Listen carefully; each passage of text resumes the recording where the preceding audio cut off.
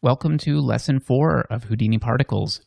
This whole lesson is going to be all about rendering our particle simulations. So we're not going to be dealing with motion or scriptability or control. It's going to be all about how to arrive at an image.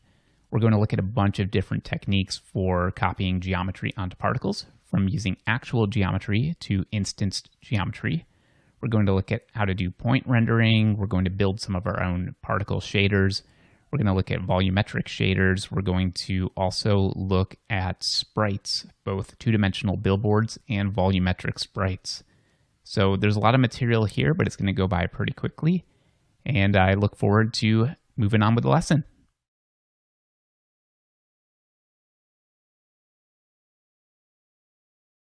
So this slide is copied pretty much straight from the Houdini documentation, but I have it here for reference. These are the attributes that are used for copying and instancing geometry onto points or particles. So what we can see here is that there is a precedence of attributes. So you'll notice that it says orient is for the orientation of the particle, but then if you look at normals, it will tell you that it is the z-axis of the copy if there is no orient attribute.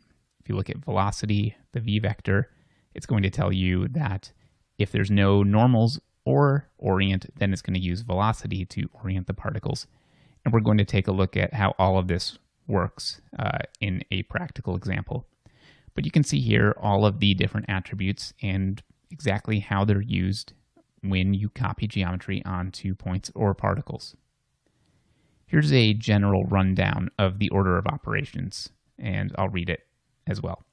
So if there is a pivot on your point, if that attribute exists, they're going to use that as the local transformation of the copy. If the orient attribute exists, they're going to use it to orient the copy or the instance. If it doesn't exist, however, it's going to use the normals as the plus z axis and the up attribute as the plus y axis.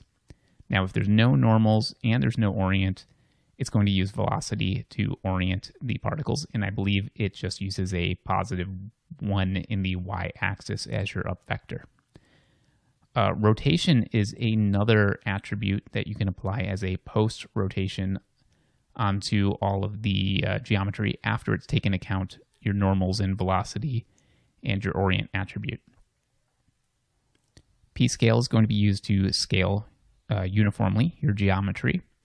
And then scale will be used to scale non-uniformly. It's going to multiply the p-scale value by this other value as well. And then the trans attribute here will be used to move the copy or the instance. You're also going to use p for position, which will as well define where your object is going to be.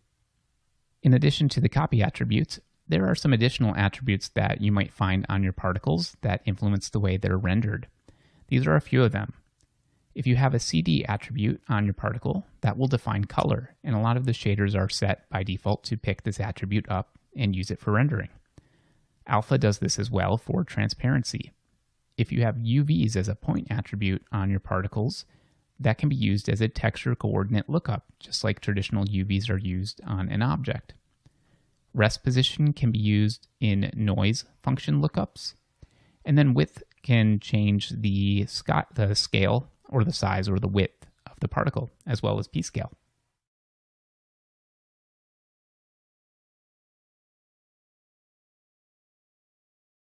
What I want to do now is look at how to copy geometry onto particles. We'll get into render time instancing in a little bit. For now, what I want to do is just look at some of the attributes that actually control the orientation and scale of any object that we copy onto these points. So the good news is, because it is a particle system, we don't need to worry about position and pivots. That's all taken care of. Position and pivot here would be the exact same thing. So we just need to worry about scale and rotation. We'll deal with scale first. I'm just going to go to frame 48. We'll park it right there. So the main tool we use here is copy to points.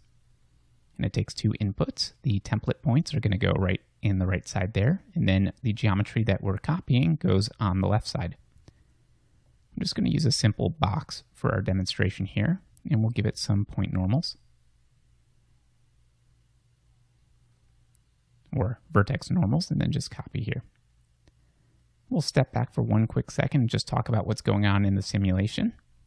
So we just have a torus, and then we have point normals, and it's important that these ones are point normals because I do want this particle system to have normals that are a point class. If it's a vertex class, it's not useful to us when we do this copy to points. It has to be point attributes. Then inside the pop network, all we're doing is some wind that's pushing the particles up, and then a little bit of spin here. So we're getting a random axis of rotation. And you can see that that's pretty much it. Very simple simulation. So back on frame 48. Well, we can control scale by simply changing the size of the object that's coming in, but the better way to do this is to use attributes that are specifically read by this SOP here. And there are two that control scale. They're called pscale and scale. I'm going to use an attribute wrangle here. We'll just put that down right here. Now let's do this first one here. So it's a float called scale, and let's say I make this equal to 0.1. Oops, sorry, pscale, not scale. So this is a uniform scale, and you can see as I change this value here, our particles change scale. Because it's a point attribute, we can vary this. So I'm going to say that we have a random value, and our seed is going to be the ID of each particle. And then I'm going to fit this. So I'll use a fit 0.1. And we'll say we'll fit that between 0.05 and 0.2. And now you see that we get this variation in scale for our particles. Now we can use all kinds of methods to control this. We can use ramps, and we can use age of particles, and we can use any other thing that we want, but this is just for demonstration. So you'll come up with your own schemes that work for your specific situations. Now the next one would be a vector attribute, and this one is just called scale.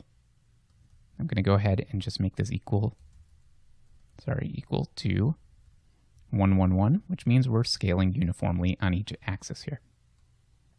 So nothing interesting happening yet, but let's go ahead and make the z-axis equal to 2. And we can see that now we've actually scaled the particle on that z-axis.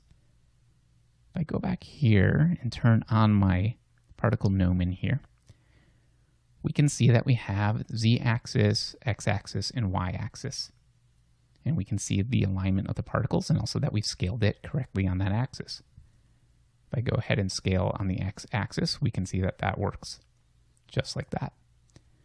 So this is the non-uniform scale. I'm going to leave this at 112 so that we can start to talk about orientation. As you'll notice, the particle gnomon gives us a pretty good indication of which way our particles are pointing. But what's actually controlling this? So this is controlled by here, this node, popSpin, and what it's doing is it's making an attribute called orient and altering this to have a certain value, and that's what controls the orientation of the particles. So let's play around with a couple things, because we really have 3 different attributes that can control rotation of particles. I'm going to put down an attribute delete. And I'm actually going to delete this orient attribute here. So deleting orient attribute. So what we see here is the particles do have some rotation. They're not all pointing the same way. But where are they pointing? What's controlling this? And what's going on here is if I go back here and I just look at my normals, we can see which way the normals are pointing. And remember, normals came here from the torus. So you can see the normals haven't been rotated at all. They continue to point in one constant direction. Now we can see that the z-axis of the particles are aligned to the normals. Now, when you're dealing with these kind of axes, normals in terms of vector axes, you would need 2 things to control rotation completely. You would need one to tell you which way the z-axis is pointing, and then you would need a second vector to tell you which way the x-axis is pointing, or the y-axis, up to you, but I believe in Houdini it uses x for up. And that attribute is called up.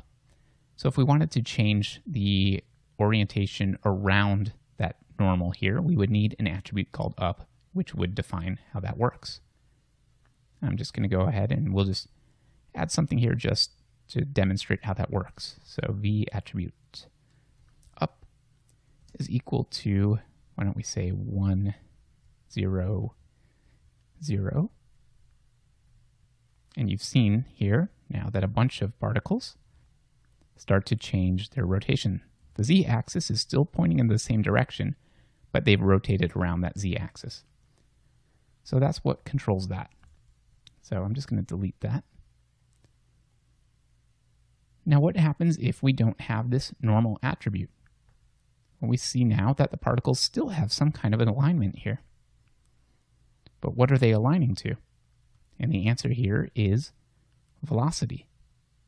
So if we go ahead and visualize velocity, I've already set this up here as a visualizer.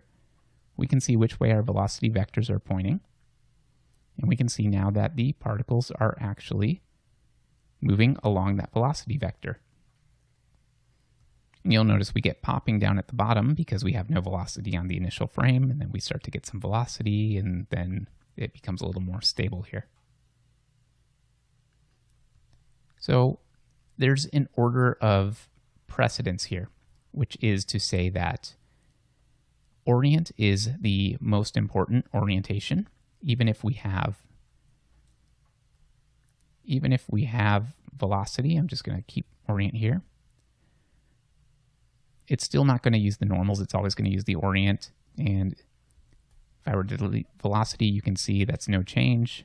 If I delete my normals, no change. So orient would be the top level one, and then normals after that. And then if there are no normals, then it will use velocity. So let's go ahead and turn this off, because there's one other way to influence rotation here, and that's with an attribute called rot, R-O-T, standing for rotation. And that is a rotation that gets applied after all of these other things. So it's an additional level of rotations. We'll go ahead and set something up here. I'm just going to use an attribute VOP to do this. So what we'll do is start making some random rotation in addition to what we have here. So I'm going to randomize. I'm going to grab our ID here, and I need this to be a vector. Now we will fit this between 0 and 1.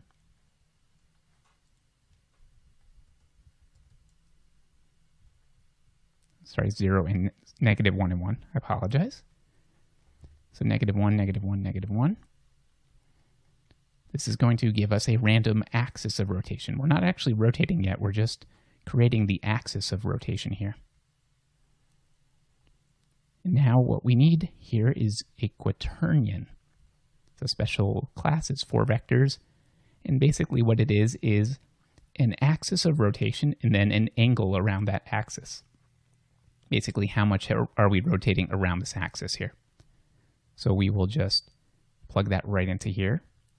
And then we'll just make a parameter here for the axis, or for the angle. I'm just going to call this amount. This is expecting radians in here, so I need to do a degrees to radians.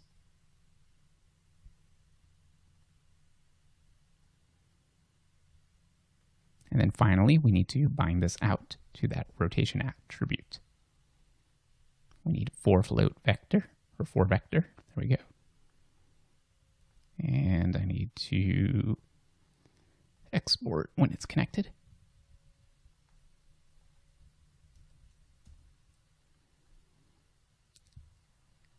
I'm just going to go ahead and make our range here 0 to 90. Now you'll see that as I dial this up, it's applying another level of rotation here. So this is useful if you already have particles that are doing something you like, but you just want to randomize rotations or do something without disturbing the underlying motion that's already there. So you see, I still get this tumbling motion. I haven't actually changed it other than to just change the alignment of the particles here. And that's about it in terms of dealing with scale and rotation. It's not too complicated, luckily, as long as you have the correct attributes on your geometry.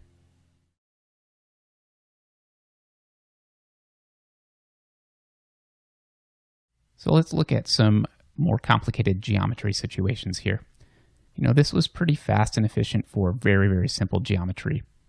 But what happens when we're using something like our test geometry here, and then we copy the points here? First of all, you see that we've got an issue here, and part of that is because we are setting all these variables, and we have normals here, so it's overwritten the normals. So let's say that I do not want normals.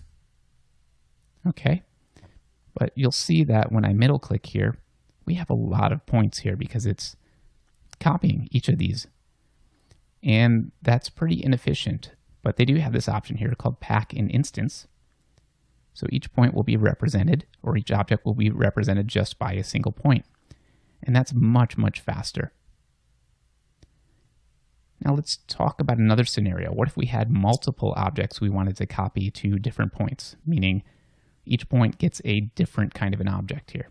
Now let's take a look at how to set that up and do it in the most efficient way that I know how. So I'm going to just make a torus, and I'm going to make a sphere. And I'll just give us normals for both of those as well. So what we'll do is we will wire this into a switch.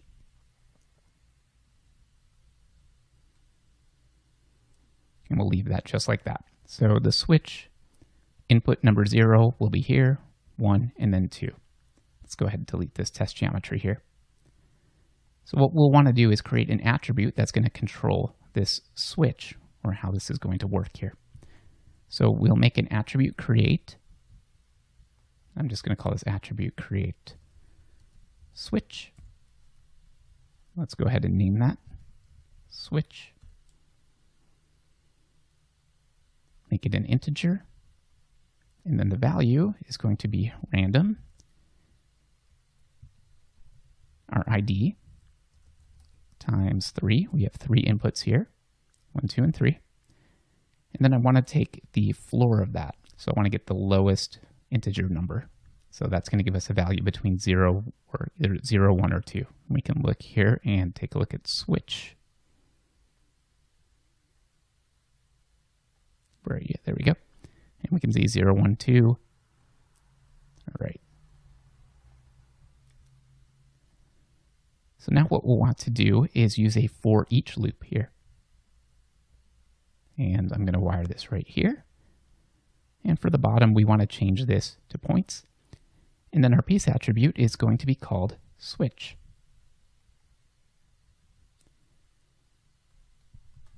So just as a placeholder, I'm going to put a null here so you can kind of see what's happening.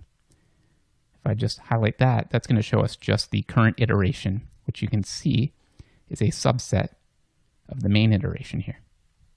And that works really well for us. That's great. So what we'll need to do is bring that into the second inputter of our copy to points, and then the output goes right into the for each loop. And now we need to plug this in correctly. So I'm going to do an expression here before we even plug that in. And what we'll do is basically query that switch value that's stored here. So for our input, we will just do this, point, and then the path, dot, dot, slash, for each, begin 1. And now we will grab the point number 0. It doesn't really matter which one we grab, but we'll grab the first point number from that. And then we need the value there, which is going to be called switch. And then finally the component, which is 0. And then we'll just wire this right into here.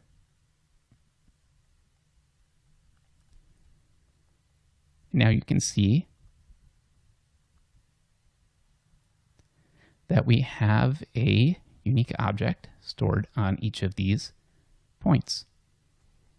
And if I just wanted to change that random value, I would just change the seed here by saying it's the ID times some other number, and that changes how that works.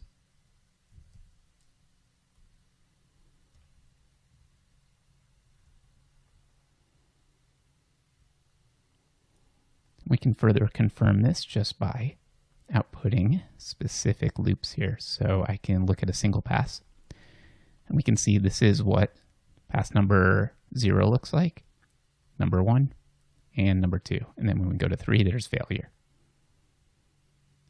So we can verify as well that we're getting different points.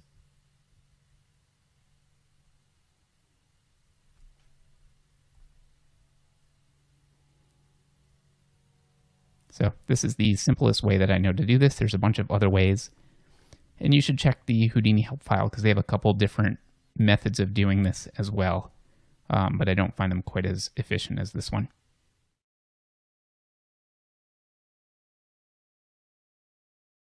Another way that we can copy geometry onto our particles is to use instancing.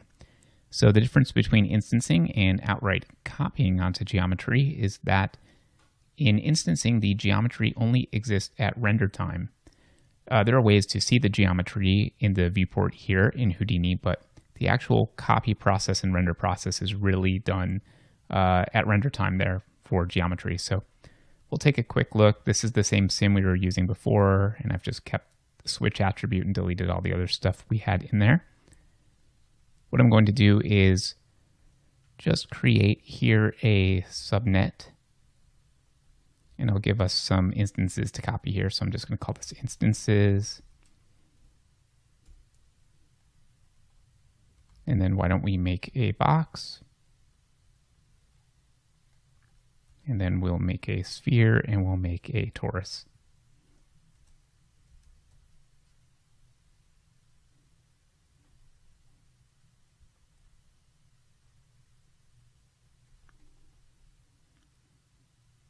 So I'm just going to name these here.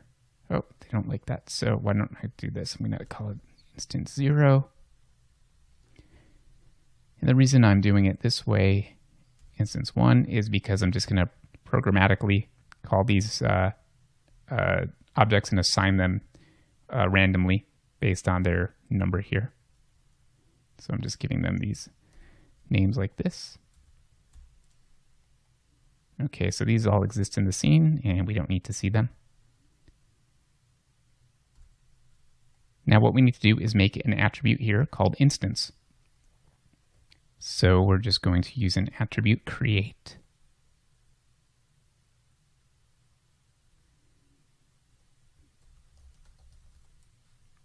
Give this the name instance. It's going to be a point attribute, and this needs to be a string. Okay, so we need a full path to the objects. So obj instances, and then this is going to be called instance, and then because we have 0, 1, and 2, and we made this switch attribute that goes to 0, 1, and 2 as well, I'm just going to backtick here and type attribute switch, and then backtick again. Let's go to our spreadsheet and just check out this attribute, make sure it's correct. Okay, there we go. Now we need to go to our object here, and we need to install the instance tab here. Before I do that, I can just show you if you put down an instance object here, basically it's an empty geometry container that just has this additional tab here for instances. And this is fine too. So we can use one or the other. We can either install this tab or we can just grab an instance object. I'll just do it this way for now. That's fine. What we would want to do here is go inside. I'm going to delete that out. And then we would just object merge our points in. And I'm just going to go back and we'll just call this points out.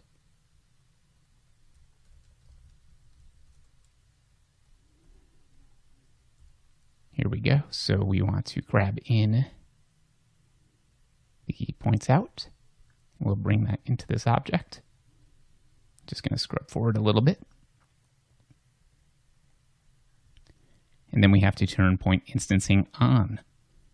So I'm going to choose fast point instancing. And now you can see that we can see these objects in the viewport. Now if this gets a bit heavy, one thing we can do is press D, go to our geometry here, and then we can actually turn this off so that we don't see them at all. Or we can keep this on.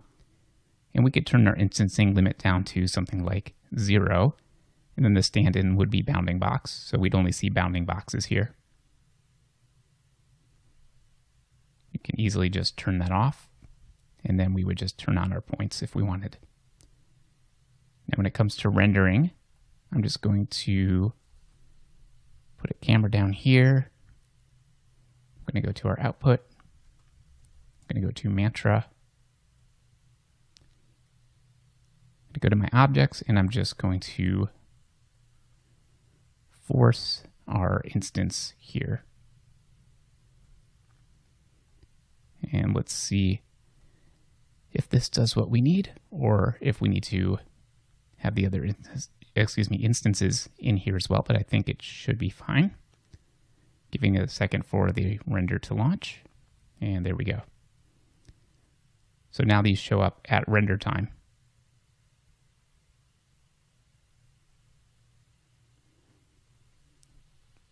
Okay, so pretty good. Let me go back here, and I'm going to go to our point instancing. So if we want to have motion blur on the instances, we would want to most likely use the point velocity. And there's a couple other things that we can talk about. We're going to get into how to vary the texture parameters on the instances in just a little bit. But the main thing that you'll need to know is point instancing, fast point instancing does not let you really change a lot of parameters on the instance. Basically, you can deal with position, scale, and rotation. And this is the fastest, most efficient way to do instancing for render time. When we get to full point instancing, you'll see that that is much slower, but it gives you a little more options in terms of what you can do with instances. So let's go ahead and save this file, and then we'll pick up with varying color properties per instance here as well.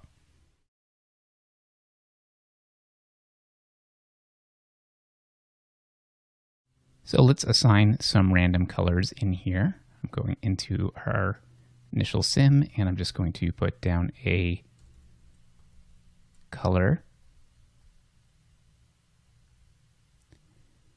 We'll just do random. So there we go. I'm going to assign some material here to our instance object. Not that it's that necessary at the moment, but let's go ahead and assign here our material, which is going to be our principled shader. And let's just go ahead and do a render.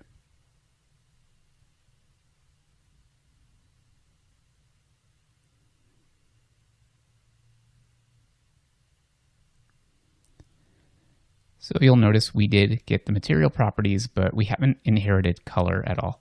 I'm just going to press escape here to cancel that, move that kind of out of the way. And now what if I change this to full point instancing? Let's see what happens here. I don't think it's going to change much, but we'll give it a quick look. I think it's going to take a little bit longer before it starts up on the render.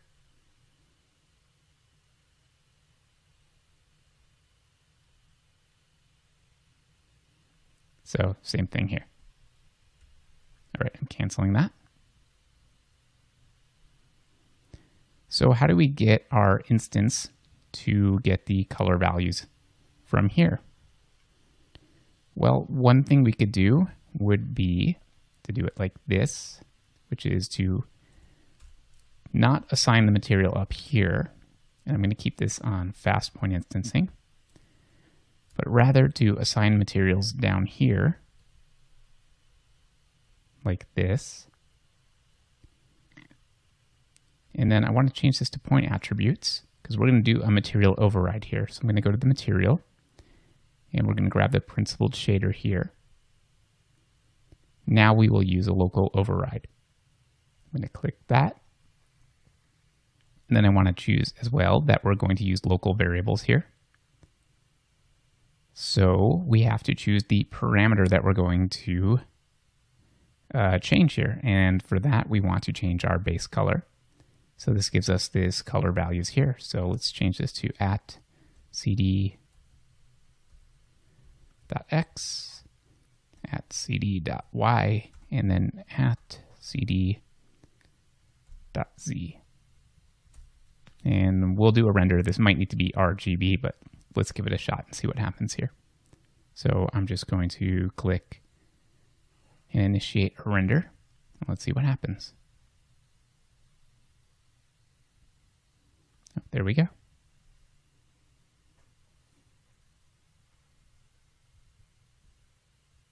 So it will take a little bit longer to render these when you start varying properties per instance, because it actually does some stuff with the shader where you get unique shaders per object. But this would be the fastest way for you to actually have your instances affect certain attributes of the materials that are associated with them. I'm just going to cancel this here. And you'll see that you can do a bunch of different overrides. So you just keep adding overrides, and then you can choose anything that's assigned as part of that material. It's part of the parameters here. So it's really interesting the amount of options that you have here in terms of how your instances and your materials can all work together in your render.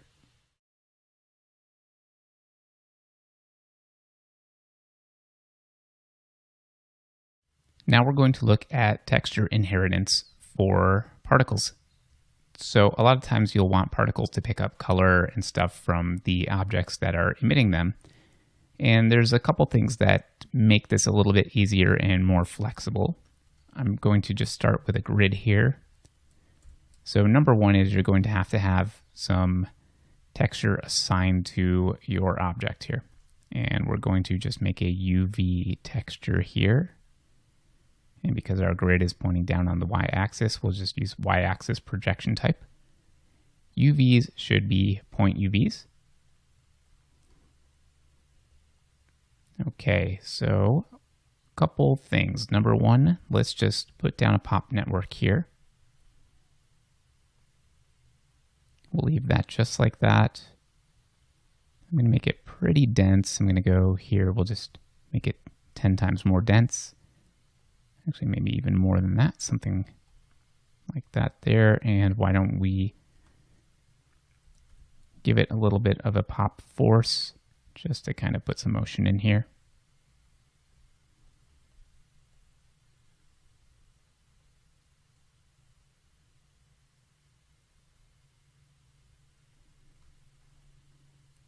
Okay, something like that. Just give us a big swirl size. It's going a little slow on my system, so I'm just going to delete some particles. Okay, there we go. Okay, so there are a couple ways of doing this. One would be to have color on your points here before they're simulated. And we can do that just by either doing a lookup inside pops, or we can assign an attribute, assign color to the geometry here, to the points that are coming in. So if we already have points like this, we could do something like, let's see, I believe it's an attribute from map.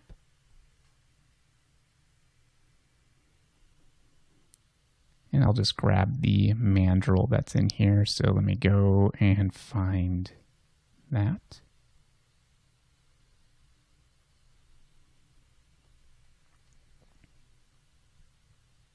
And now you'll see that our particles have inherited that color. But there's one problem with this. Well, there's a couple problems, but the big problem is that you're limited in resolution to the number of points on your incoming geometry. And that's not really going to work so well for us here, because we kind of want to have that full image and not just this kind of low resolution version of it. So this really isn't a great way to do it.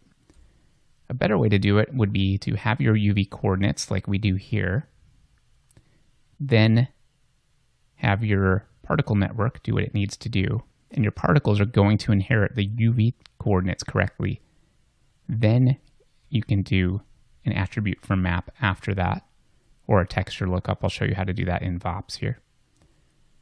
So again, I'm just going to go find the mandrel image. Now you can see we have a lot more detail. We're actually seeing all the detail in the eyes and everything like that. So we really want to have UVs, and the great thing about not baking it into the particles while you're simulating is that you can change this afterward. In fact, you don't even need to put a texture on the particles. You could just have the shader be looking up all of this information as well, and then just having the shader take care of it rather than baking it into the particles.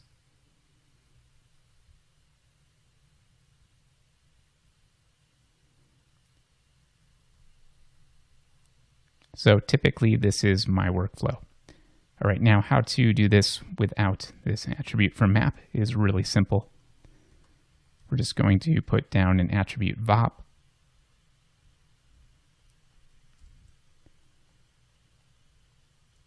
And then we just want a texture.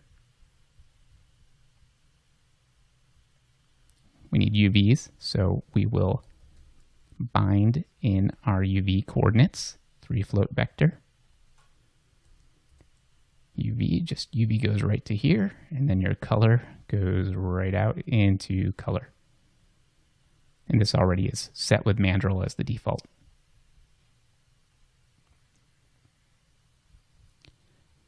So the cool thing about doing it this way is here you can start doing all kinds of remappings and strange things that might be more useful to you than just taking in the basic image. You know, we could do like a, let's see,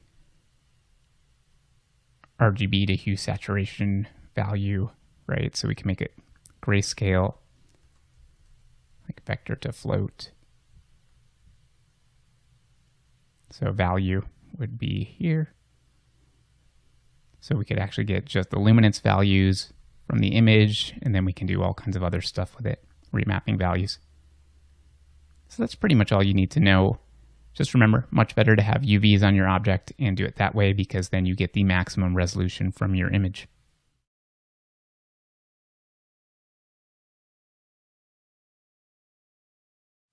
We're going to now look at how we can work with animated copies onto our particles. So what I've done is I've created a very simple animation of what could be a butterfly flapping its wings. It's basically just a grid moved off to the side, and then a little sign expression here to make sure that we're always getting a consistent flap without any keyframes being set. And then I just have that mirrored here. So this is our animation. Now let's turn this off, and I'm going to go into our particles here. I just put down a grid, and I have some pop wind, no noise on there, and I am just using a wind velocity of 8. Our grid is pretty big, 40 by 40. So all we're doing now is just getting particles moving up. And the reason I'm not doing anything here with noise yet is so that we can actually see the alignment, since they all have the same velocity vectors. The copies are all going to be aligned the same direction. It'll be easy to see if something's not working right. So if we just object merge in our butterfly animation here, we're going to need to do something a little different. We're going to want to use copy stamp instead of just copy to points. And we'll just put this right here.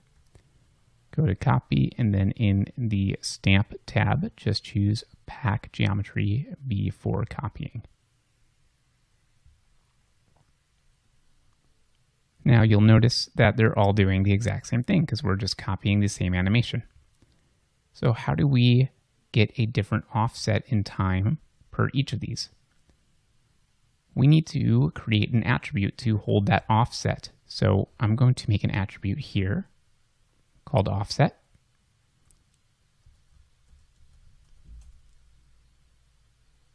And we'll just call this offset. I'm simply going to say that our value is random ID times 40. So we'll have somewhat of a 40 frame offset randomly distributed along these copies here. Now what we'd want to do is tell this SOP that it needs to look for this attribute called offset. And we need to enable stamping of the input as well. This is going to allow this chain to look here and make variations here before it even gets copied onto the geometry. So to do the time offsets, we need to use a SOP called a time shift. We'll plug that right in here, and we're going to turn off integer frames. Now we have this expression $f. What I want to do is add this offset into the expression here. And we have to use a stamp expression because we've actually stamped the attributes here. So it's going to be $f plus stamp. I'm just going to say the copy one is where that stamp exists. The name is offset, and then the fallback value is 0. Now you'll see this will be much slower, and that's because it has to vary each one of these copies that gets put onto here. So it can't quite use instancing as efficiently. But you will see that each of these objects now has a different offset applied to the animation. Now if we go back into our PopNet here and I turn my amplitude up pretty high and go back here, we should get something that looks a little bit more organic.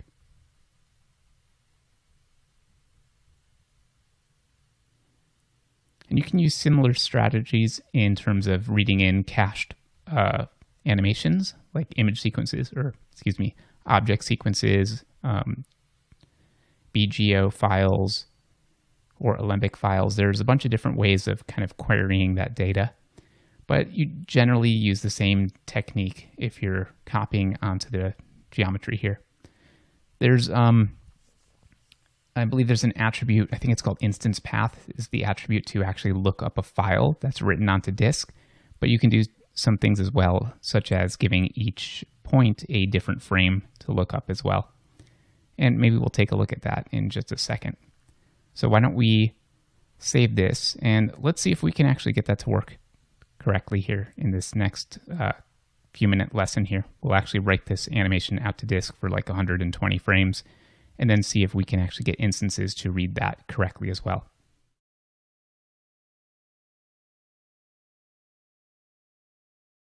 So reading these instances off of disk, or the animation off of disk, requires a slightly different method here. It's a little different than what we did before. So what I want to do is kind of show what I've done here, which is I've just written this file cached to disk here, so from frames 1 to 120. And I'm just going to go ahead and copy our path right there. Now in the particle network here, we're just going to keep our offset just as is. I'm going to scrub forward a little bit here. And now we need a new attribute called instance path. And this is meant to be reading stuff off of disk. So we'll call this instance path. That's a point, and this needs to be a string. Now I'm just going to paste in this value here. Now going into offset, I've changed this to integer, by the way, instead of float, which is where it was before. We're going to go to integer because we have the $f variable. So we don't have any of these subframes in here. We only have the current frame. So integer values are going to make sure we get full frame range.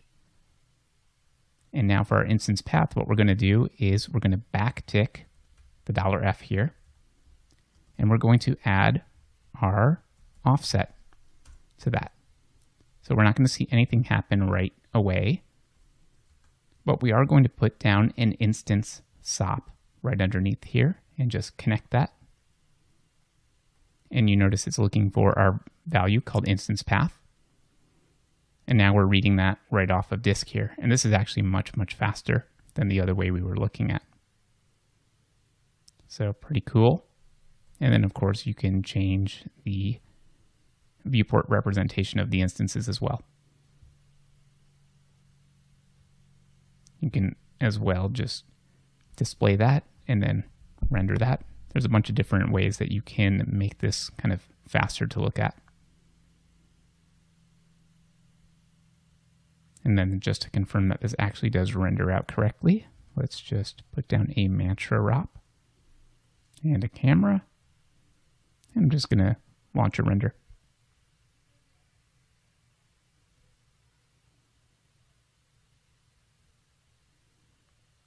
And there we go.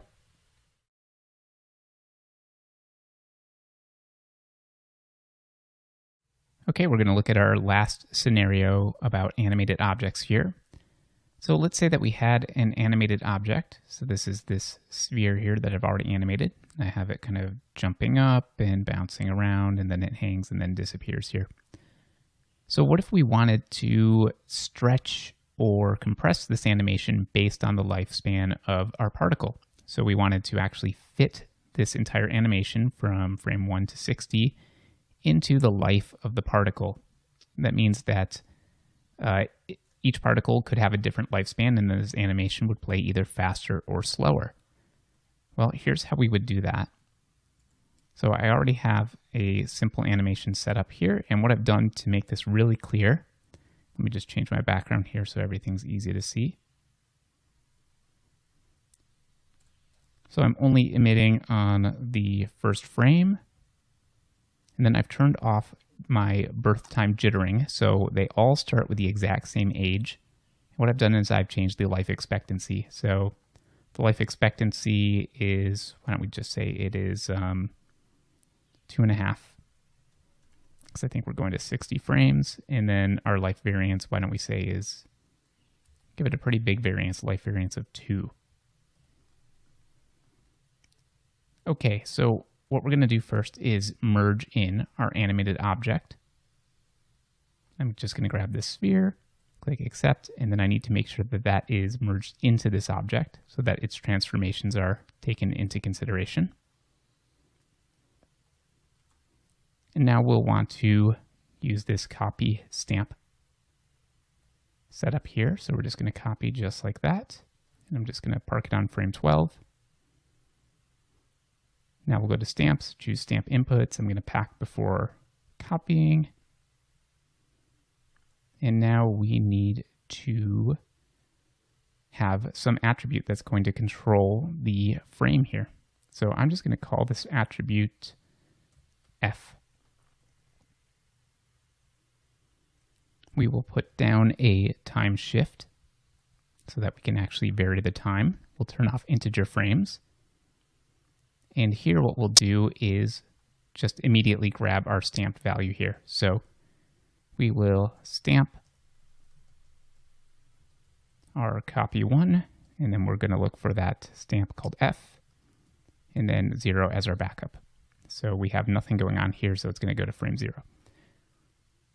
Now we need to create an attribute that's going to control that F stamp. So our name is going to be F. It's a point and it's float. So we know that our animation went from frame 1 to 60, but what we need to do is normalize our particle age first. So for our value, we're going to take our attribute age from the particle divided by our attribute life. So now we're going to normalize the age, like I said, or lifespan of the particle. So each particle will have some value going from 0 at birth to 1 at death. And then we need to multiply by the range of the animation here. So that should go to 60. Okay. And now I'm just going to go to our front view here, just so that we can see what's happening here. So what we can see is that we have these balls here all moving at different speeds.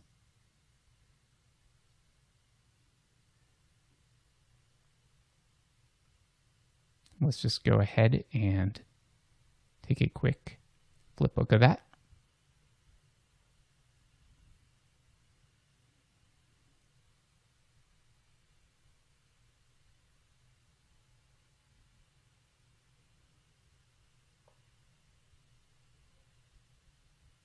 So we're going to be seeing the exact same animations, but some will be sped up and some will be slowed down, and it's all based on the lifespan of the underlying particle.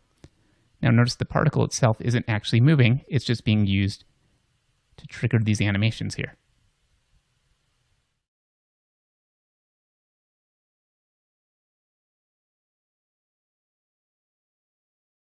So this chapter is going to show efficient ways of rendering millions and millions of particles. And to do that, we'll be using something called wedging. It's a concept that allows us to run the simulation multiple times with a different variable replaced with each time we run the simulation, and it doesn't require us doing anything other than setting it up initially and then pressing one button. So to start with, let's talk about what we actually have set up here. I've just grabbed the default torus from the shelf here, and then selecting the torus, I've used the billowy smoke pyro default.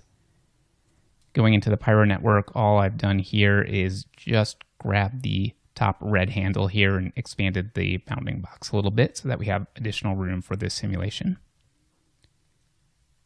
And then going into my particle tab, we have merged in the torus, and then we have a pop network where we have this birth rate of 500,000 particles.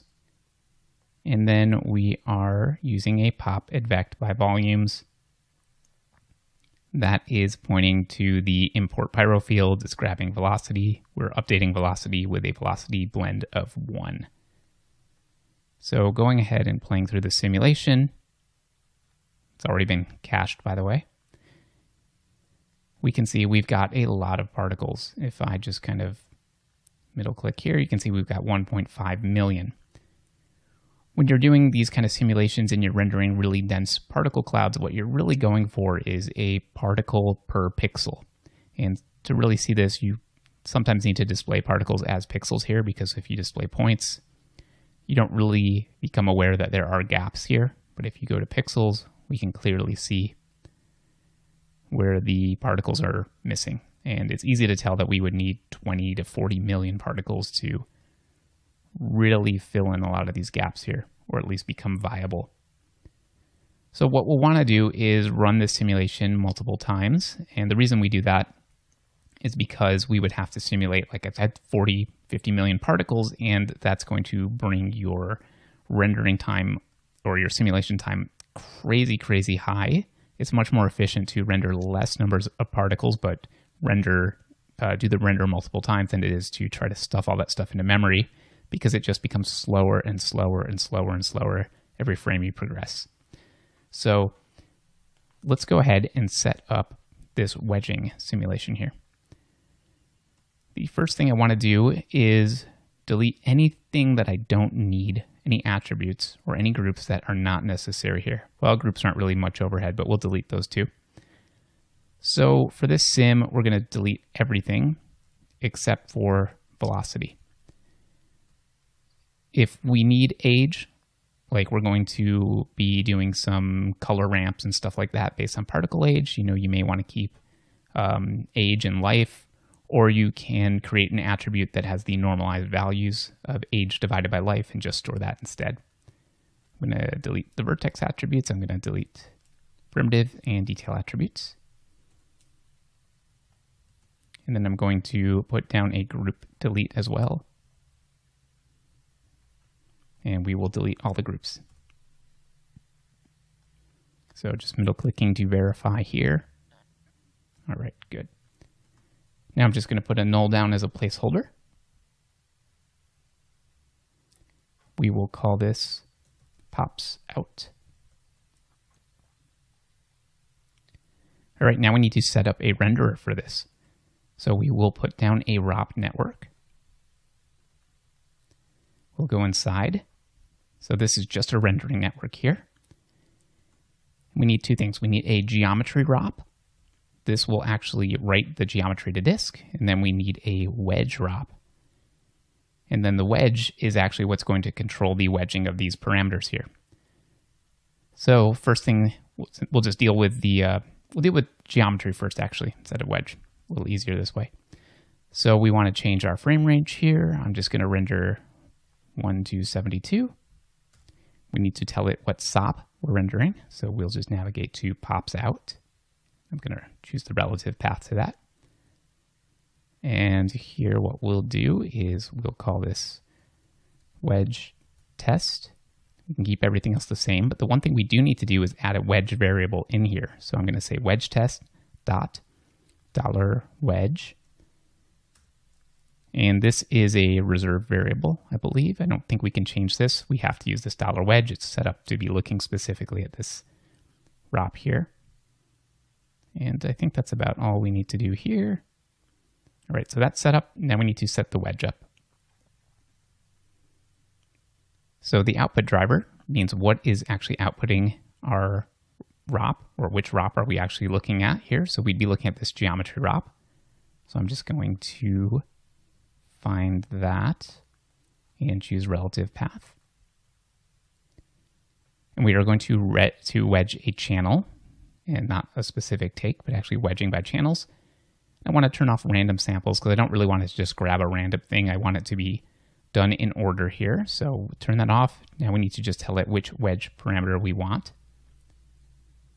So the name of this channel, we'll call this seed.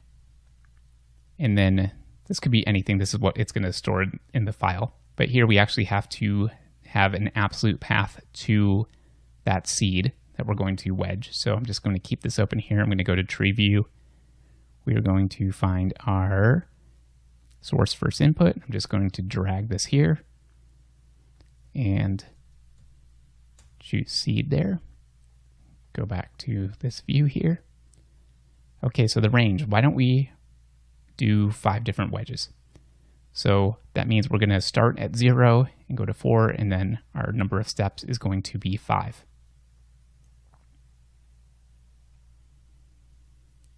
And then we are pretty much ready to go. So we'll go ahead and click Render Wedges. You can see that it's running through my first simulation.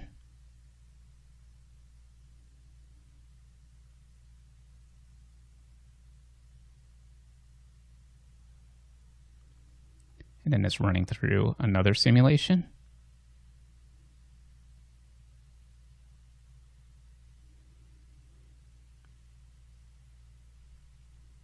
And I'm going to let this go. We'll stop the recording and come back as soon as this is done. So our simulation is done. I'm just going to click in this file path here so we can see what's been rendered. So what you can see is I'm looking at sequences here, and we have a bunch of sequences here named appropriately.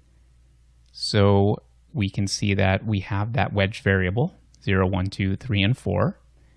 And then we have underscore wedge and then underscore seed. So where those names are coming from here is this. The underscore wedge is what was stored in here. If we didn't want that, we could just leave that blank.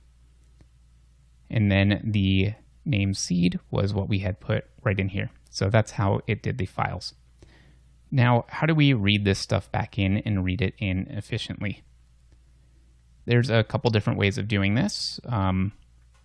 We can just use a file here, and I'm just going to put that down and then go ahead and we'll go grab our first seed here, and I'm just going to go all the way to frame 72.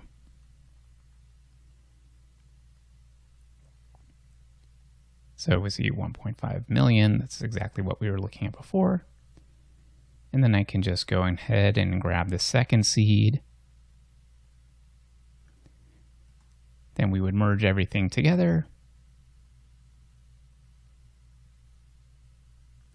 And we want to make sure for each of these files that we loaded them instead of all geometry. We either want to use a PacDisk sequence here or PacDisk primitive. It doesn't really matter what. I think PacDisk primitive. Or we would want to use the all geometry but choose delayed load.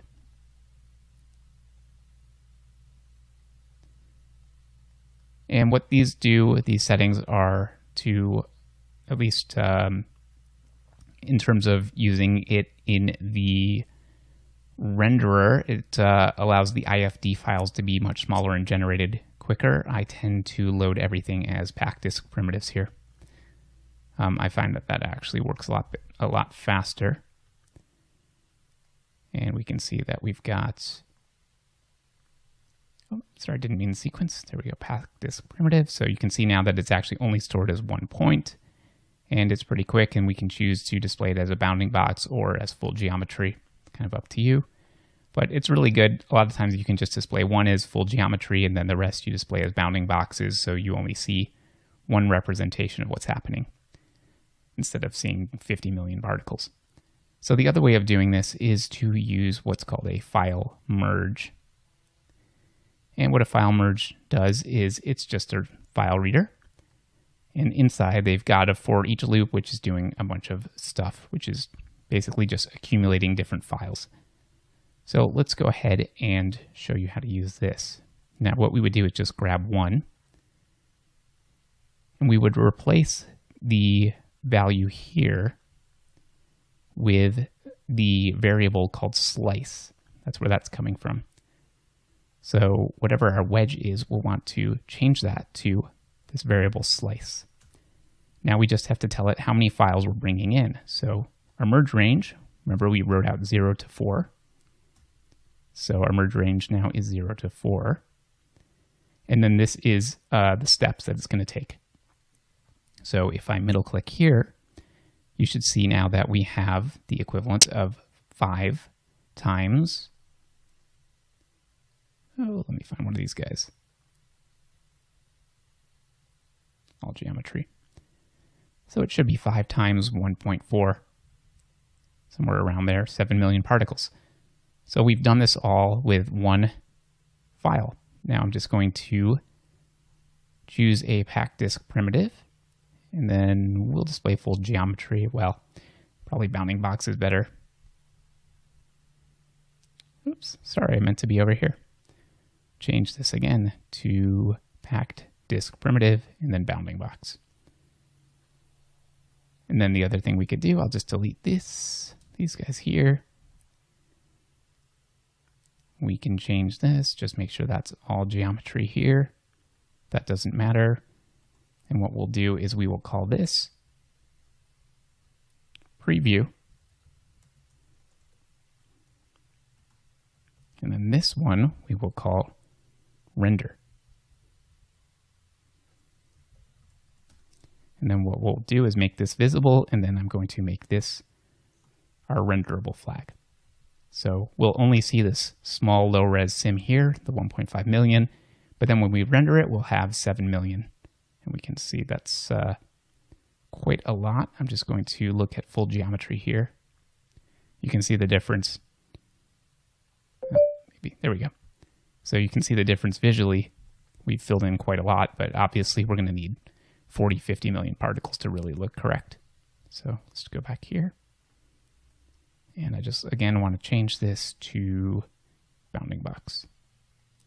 All right. So we'll go ahead and save this file.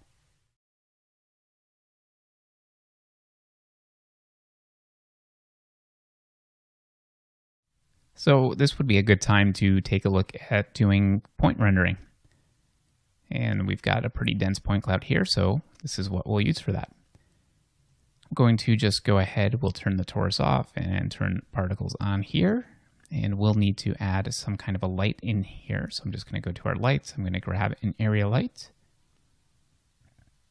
and place it kind of maybe a little bit sideways there. And then I'm going to need a camera as well. So let's go ahead and put down a camera. Let me check. We'll do 960 by 540.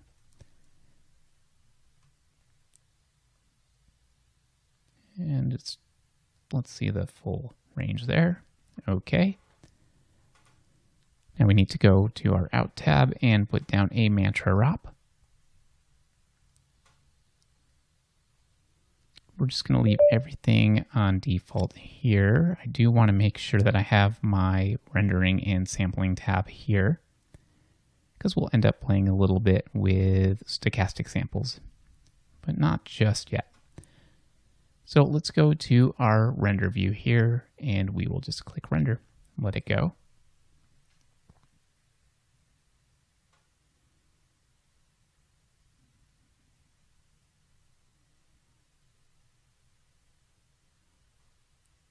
All right, so right away, the particles are going to render, which is great. We didn't have to do anything.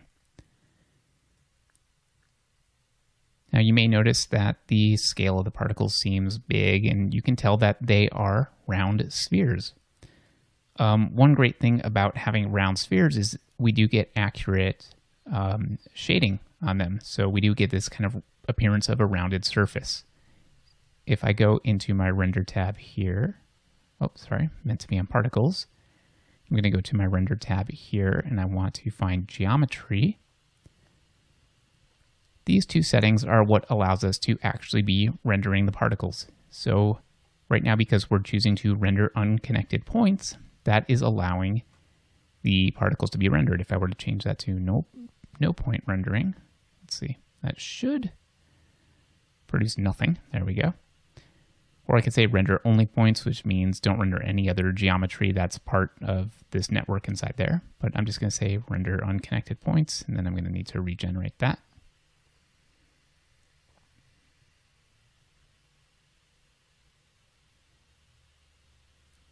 Here we're choosing to render them as spheres, but we could render them as circles. What I'll do is take a quick snapshot here so we can see the difference. And I'm going to need to regenerate.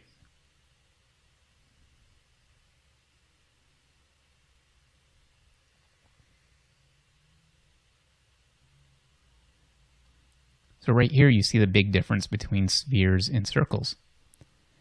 These spheres are actually producing correct shading, where the circles are really just circles that are aligned to the camera. So it's very hard to get correct shading on them.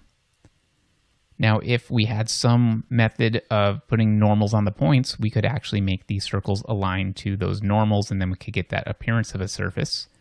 There are ways to do this, especially if you're using a volume sim like this. You can do things to sample the gradient field of the density field and then use that to transfer normals onto the particles, and that gives you a pretty decent representation of particle normals.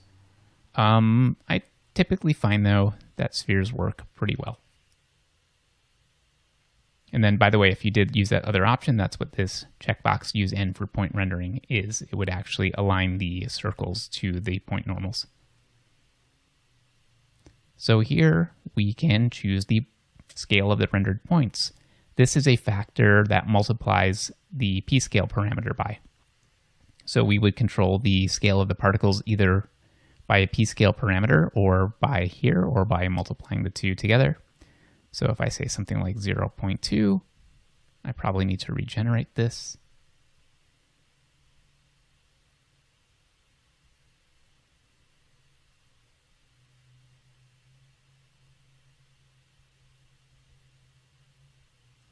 What I'm going to do to make this a little bit faster, we will just look at this isolated section, and I'm going to turn off.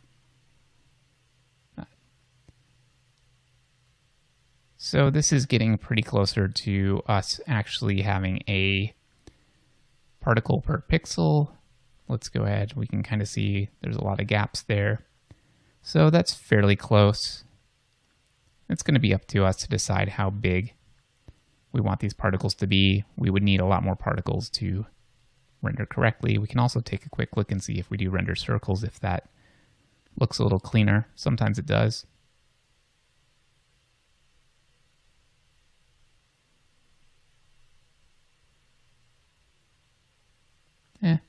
Go ahead, we'll stick with spheres. All right, so in terms of the actual rendering, this is fine with this kind of material. Let's go ahead and start to play around with some different materials that we can put on here. We're just going to save where we're currently at here, and I'm going to start a new chapter in this video. So let's go ahead, we'll save our file and pick right back up in just a sec.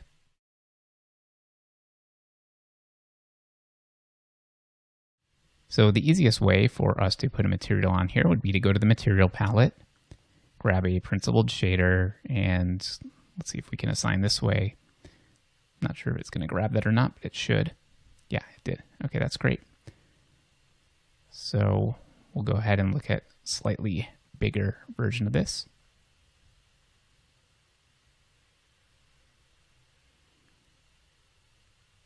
I'm just going to go ahead and actually re-click render, make sure that everything is being generated correctly here.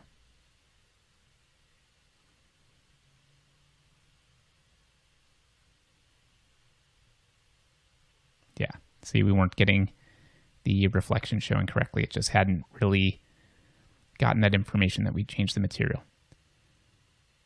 So you can see the render now is quite a bit slower because of the material that we have here. So it's actually calculating reflections and refractions. I'm sorry, we don't actually have refractions here, but it is calculating reflections.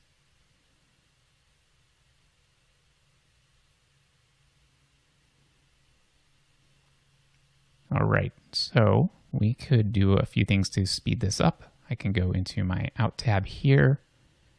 I can go to my limits, and I can turn my reflection limit down pretty low if I wanted to. I'm just going to take a snapshot here. I'm going to turn my reflect limit down to 1. We'll turn refract to 0, actually. See if we notice any visual difference. We shouldn't really notice much, but it should only be doing 1 ray trace reflection now.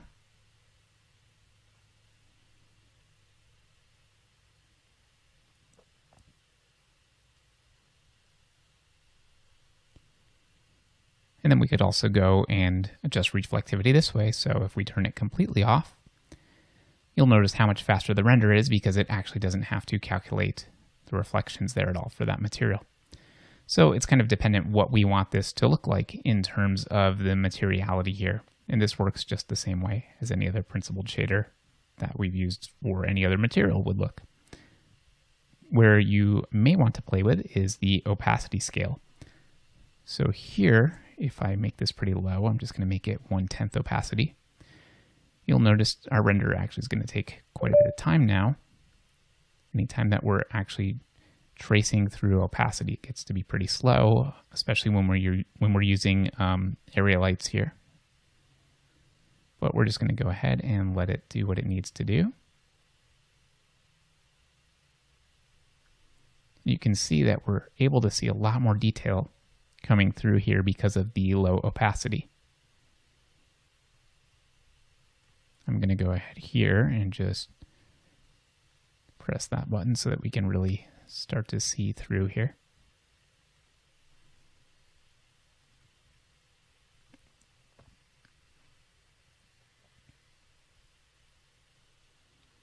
All right, so that's a good enough section for us to take a look at. Well, let's figure out how we might be able to get this to render a little bit faster because this is quite slow.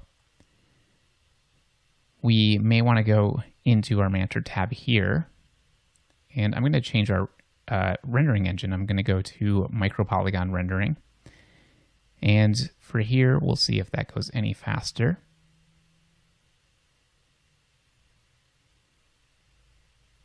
It appears to not be having that much effect. So I'm going to go ahead and just kill that for a second. And we'll start talking a little bit about the lights. So we are using area lights here, which are using ray trace shadows. And that's part of the reason why this takes so long to render this way. If we wanted to use depth map shadows and change our light to something like a point light, I'm going to go back to our Out tab here, and I'm going to go back to ray tracing. So one problem here is that we're not really going to be seeing correct shadow maps in this preview window here. I'm going to do this again. You can see it'll generate the depth map, but I believe this still should look the same. So we'll just go ahead and wait a second while it does that. And you can see there's no visual difference. It actually hasn't changed anything in the render. So why don't we go ahead and kill that?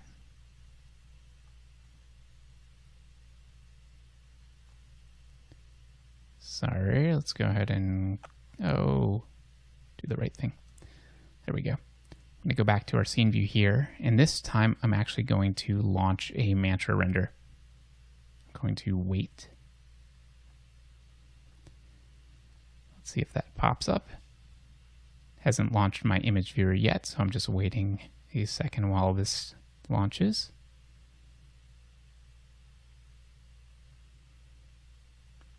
Image viewer is starting to launch. go ahead and do what you need to do, loading everything into memory.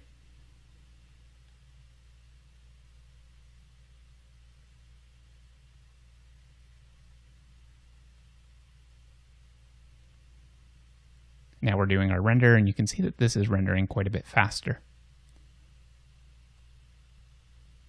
So we can play around with depth map shadows here. We can change our resolution of the shadows and start playing around with all of this stuff. I'm just going to go ahead and let it finish kind of as much as I can. While that's rendering, why don't we go ahead and really lower the resolution? I'm just going to go down to tiny here. We'll see how long this takes to render once we do that. We'll go ahead to our output tab here as well. Go to sampling. And we can go ahead and we could turn off stochastic sampling if we wanted to make this as clean as possible. Stochastic sampling is going to affect the graininess of rendering through transparency. So this is a pretty low value. I usually end up being somewhere around 24 or something like that for a really clean render. For now, we're going to just stick with 8. And we're going to keep everything else the same so we have some reasonable sense of comparison here. I'm just going to click render again. We can see that last frame took 1 minute and 20 seconds. Let's see how long this one takes. We can see that it's doing geometry calculation. And now what we're going to see is that we do have a little bit of a difference in the visual look. You can see that the shadows are more diffused. And this is because the resolution of the shadows is much lower. Right? We can see the difference here. Everything else is still pretty much the same. I'm going to just kill this render here. And we're going to take a look at the micropolygon rendering engine and see if that's any faster for us. So I'm going to go to micropolygon rendering here. And then we'll just click render.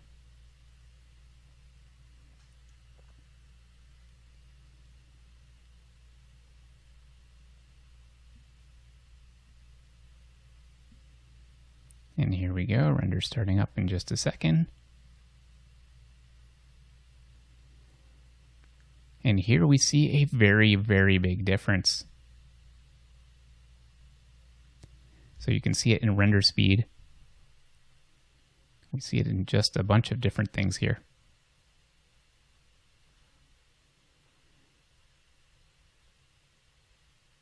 You notice in micro-poly rendering, we don't get the stochastic transparency option.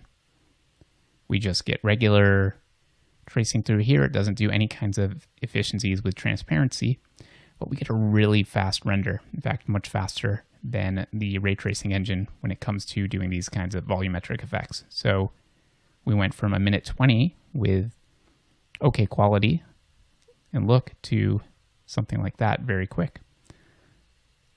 Let's go ahead and take a look at maybe changing our shadow map resolution here to, let's say, normal size. I'm just going to do that. And then finally, we'll take a look at using the pure area lights with ray trace shadows in micropoly, and we'll find out which one of these options seems to work the best for us in terms of speed and quality as well.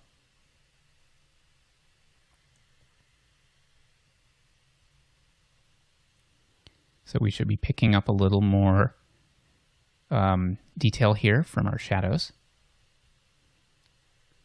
It's kind of up to you to decide what is an acceptable amount of loss here, which usually you're not going to notice if you're dealing with very transparent volumes. It's when you're dealing with things that are kind of solid that you tend to notice these shadow issues.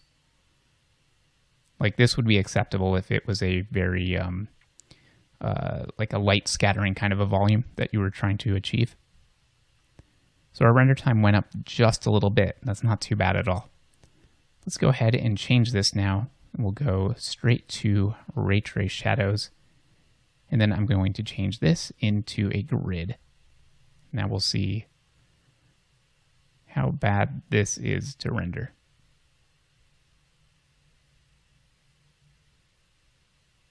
Just going to go ahead and wait for a little bit while it starts up.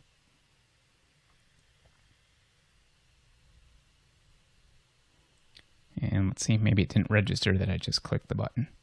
So let me wait 3 or 4 more seconds, and then if nothing happens, there we go.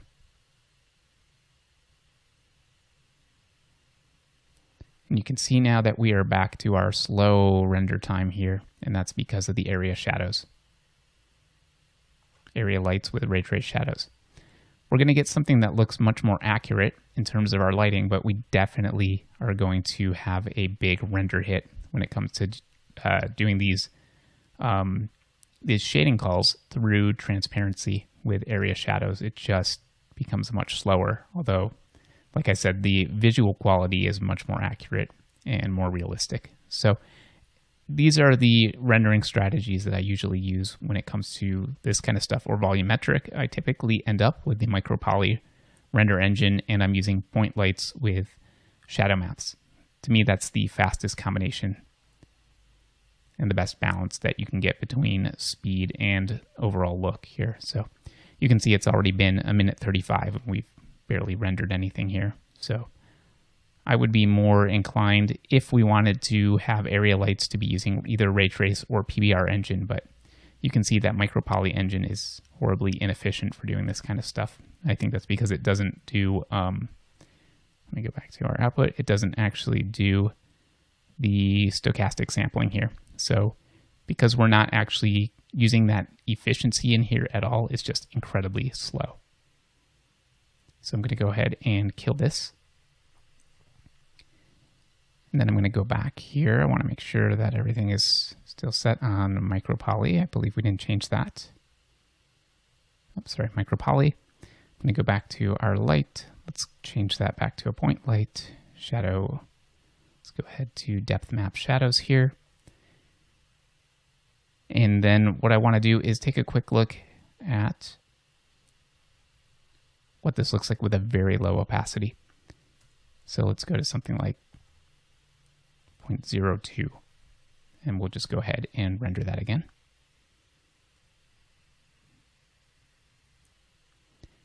And every time we lower the opacity, it's going to take just a little bit longer to render. It has to do more tracing through all of this stuff here. But the reason I wanted to do this is to show you some certain looks that you get with using tons and tons of particles with really low opacity.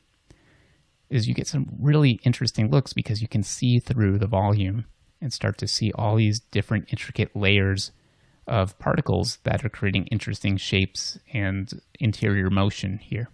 And all of that kind of gets lost when you're using high levels of opacity.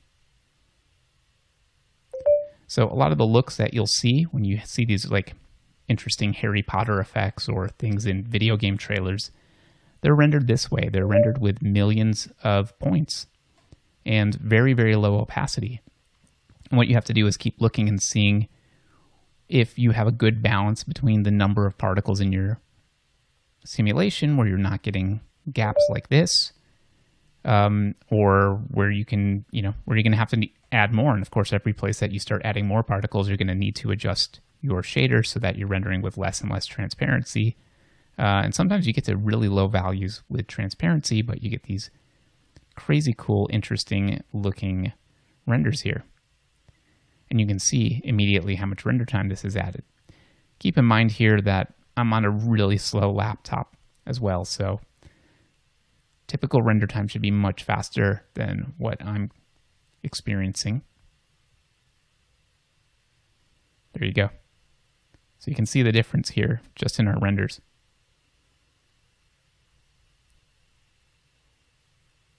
So pretty cool.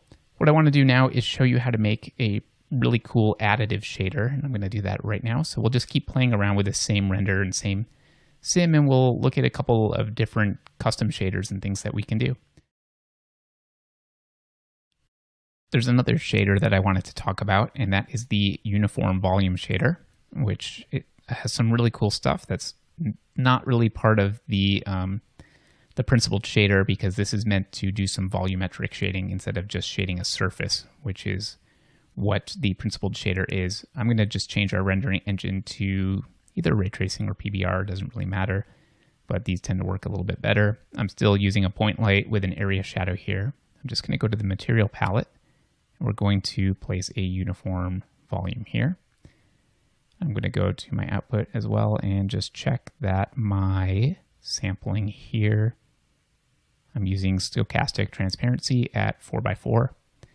And I'm going to go ahead and launch a render here. So let's just go ahead and do that. And I forgot to do one thing. I believe oh yes, I already have that applied here. I had that applied from a previous session. So in case you missed that, make sure you do change the material that's applied to your particles. So we're going to go ahead and start this render.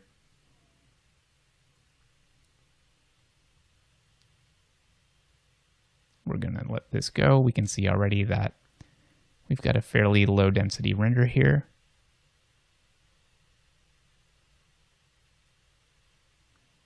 And something that's pretty grainy looking. So let me go to that material. Let's talk about a couple things here. We've got some interesting controls. We've got controls for the smoke color. We have controls for cloud density. That would be the density of our volume. And remember, what's going on is this is actually replacing each sphere here with a volume that it can render.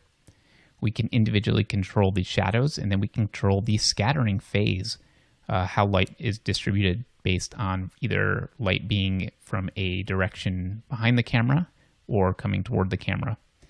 And scattering is something you can go ahead and look up online in terms of wondering how that works with volumes, but it's good to know that that's here as an option. We also have another control here for volume samples. So I'm going to go ahead and make that 5. And let's go ahead and re-render this and see what happens. So I haven't changed density or anything like that. All I've done is increase the volume samples, the quality of the rendering of this volume here. And you can see that we're really now starting to see all of this detail coming through.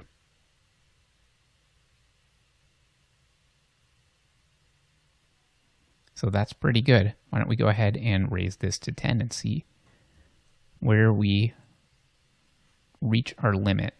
So what we'd be looking for here is at what point do we stop seeing new details and new shadows and stuff like that show up in the render, and then we've kind of reached the appropriate level of our quality slider there. And then from that point on, we can just continue to play with the density, decide if we want this to have a feeling of thicker smoke or a thinner smoke. Let's go ahead and check this render out. So as I kind of toggle back and forth, you can see that there's a little bit of difference, but it's not that much. So why don't we keep it at 5? Maybe 6 or something is probably the sweet spot there. I just kind of want to see this area. I actually don't think there are many points here. Yeah, it's making a little bit of difference, but not enough for me. So I'm going to go ahead and keep this at 6. Let's just see different cloud densities. So I'm going to go ahead and change that to 5.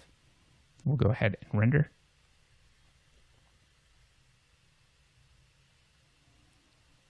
You notice the render time, by the way, right? We're looking at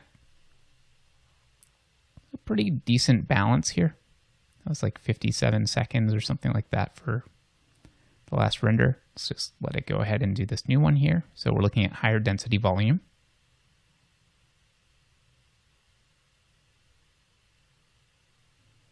It's starting to look pretty interesting.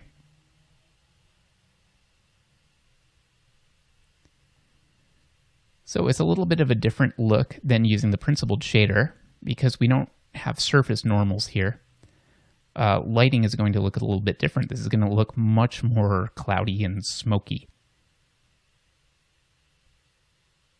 And the cool thing is we didn't have to convert our particles into volumes to get this look.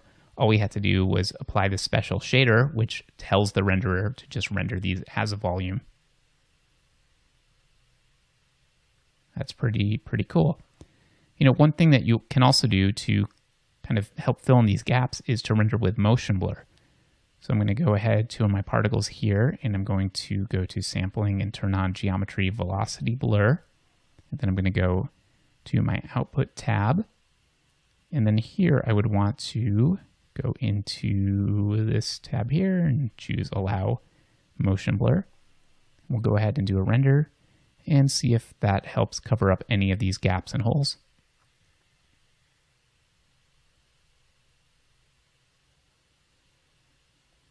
You know, this stuff would have to be moving fairly quickly for it to do it, but I do find that it helps a little bit.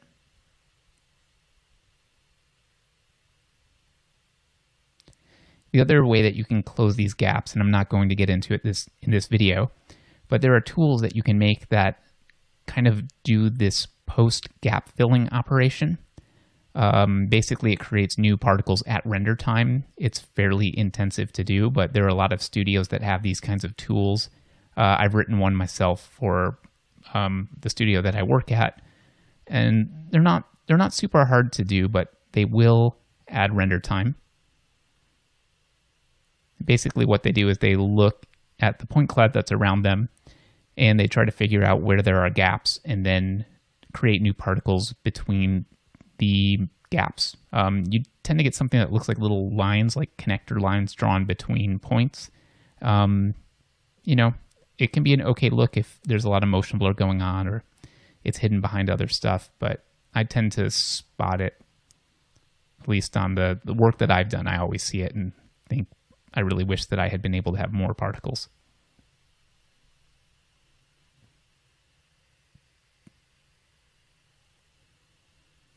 So it's nice to see some motion blur, but ultimately I don't think that our particles are moving fast enough that the motion blur is offsetting the look here.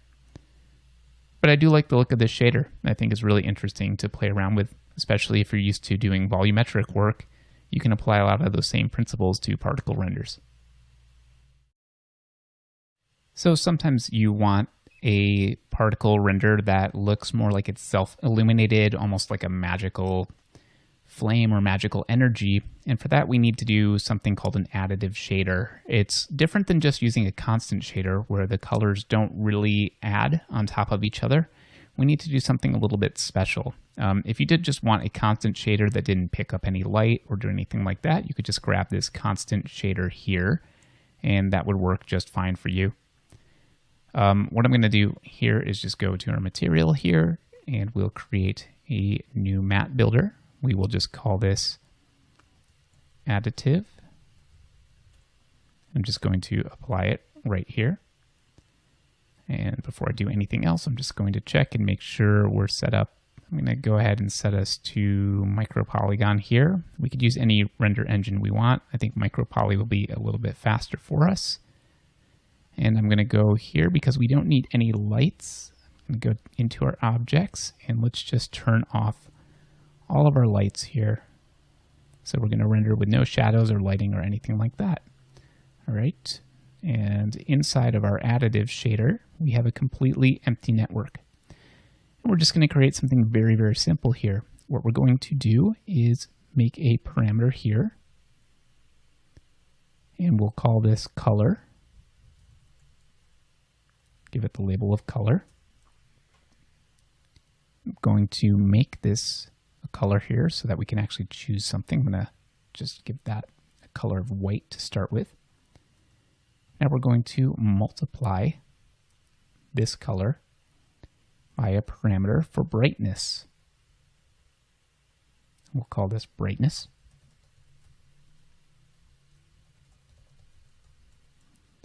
I'm going to default that to 1. That's going to be really, really strong, but I'm just going to default that for now. Let's go ahead and give us some space. I'm going to take the product and wire that straight into the color output here. In addition, because this is self-illuminated, and I want to make sure that it works with the PBR engine, I'm also going to export this as a special variable that the PBR engine needs. So 3-float vector here, and we're just going to wire that in, and this needs to be labeled CE, capital C, lowercase e. So that accounts for the color, but we haven't accounted for opacity, the ability to see through these particles from one into the one that's behind it. So we will need a parameter here, and I'm just going to call this transparency.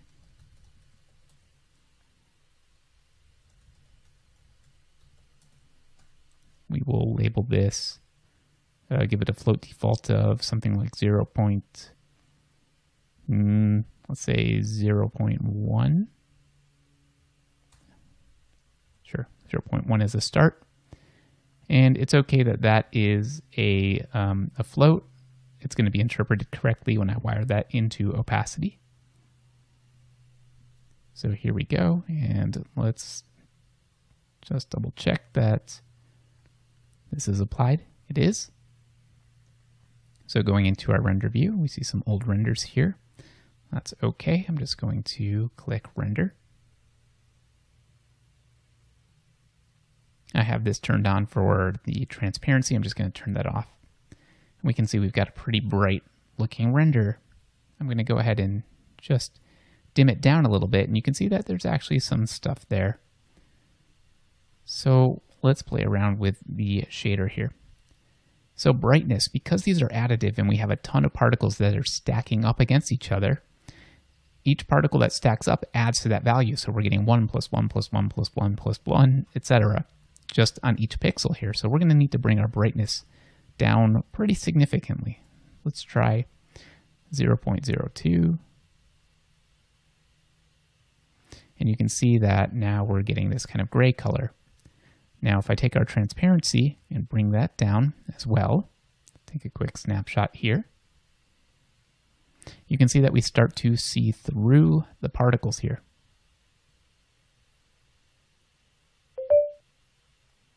We're getting this really interesting additive effect here. So we can keep playing with these kinds of things, bringing transparency down.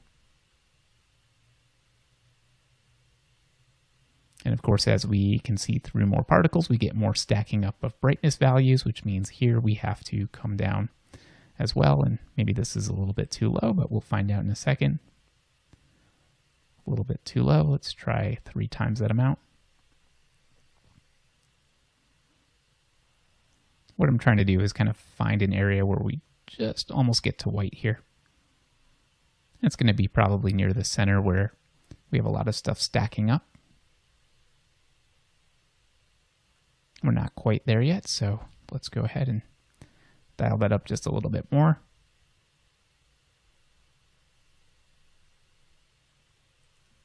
Looks like we've got to be basically about equal then. So let's take a look at this full render here. So it starts to get really kind of additive looking when we get a little more brightness than transparency. So let's go ahead and maybe make this 0.015. So now we have more brightness than we actually have transparency. And we start to see that things get blown out to white here. And if we have some kind of a color, I'm just going to go with this kind of bluish color here.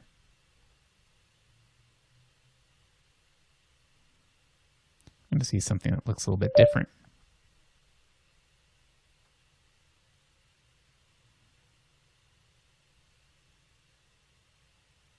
So here you can see we're lacking some detail, and that's just we've gone too bright here. But this kind of thing works really well, especially when you've got different colors blending on top of each other. And we can do something. Why don't we make the color dependent on velocity? Let's go ahead and take a quick look at that. Why don't we say that we will, we'll just go ahead and normalize our velocity here. We'll bind that in.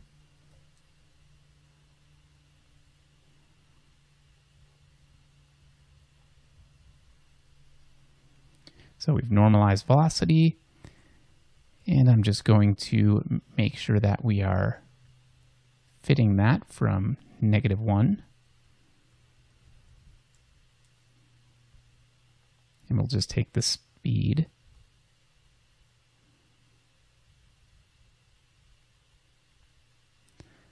Actually, no, that's fine here. So we have that normalized value. We've gone from that to that. 0 to 1. Actually, let's just go ahead and make that our color here. Now let's take a quick look and see what that does for us. So what I've done here is basically brought in velocity. I don't really know what these values are, but I've made sure that they are essentially just converted into a direction. That's what normalize here does. So that gives them a unit vector of 1. And then I've decided I can't have negative values because velocity could be pointing any way. In some ways will be negative. We don't want anything that is a negative color. That just doesn't make any sense. So I've remapped that. I've said anything between -1 to 1 is now going to be equal to 0 to 1. And because we are dealing with color, which is red, green, and blue components, I've just said RGB, essentially, without me having to go through any kind of special ramps or anything like that. And now we get something that's quite a bit magic looking. And here we can definitely see what I'm talking about with that kind of additive feeling to it. It feels very, very hot, doesn't it? Let's say we have a little more transparency. I'm just going to basically trying to find a spot here that doesn't quite white out as much. So you're kind of balancing back and forth between brightness and transparency to find a look that feels about right. And I tend to find that usually having these two at a pretty similar value tends to be about right here. You know, maybe it's a little bit dim, so transparency just a touch less. We'll just go ahead and leave it at that and take a quick look, and then we'll move on.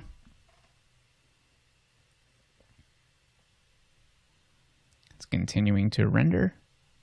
Just toggle back and forth a little bit. See how this changed.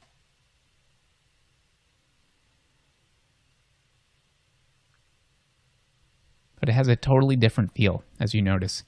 And if you were to just plug a constant shader in and put the same thing here, you'll see that it has a pretty different look to it. This is great for doing stuff, like I said, like fire or magical effects, things that are self-illuminated and feel a little bit special. Awesome, looking cool. So we'll save this and move on.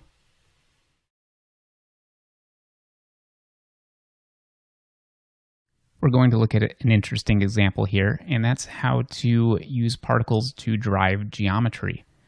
This can be really useful when you're doing something like debris simulations and you don't really want to incur the expense of full bullet rigid body simulation. And then there's a bunch of like little special techniques and things you can use this for. So let's go ahead and set this up. I just have a test geometry here and I'm going to fracture it. So I'm just going to use an ISO offset. And we'll put this at 41 or something around that. And we'll just scatter some points in here. Turn off relax iterations and then force count. Why don't we do 200 points?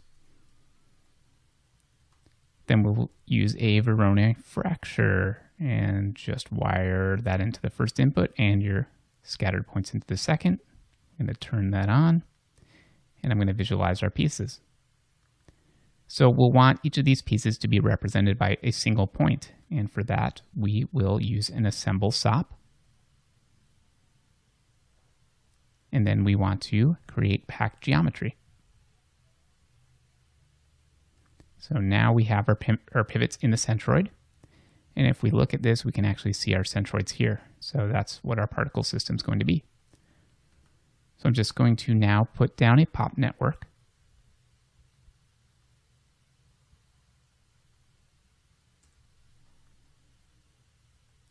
And then here what we'll do is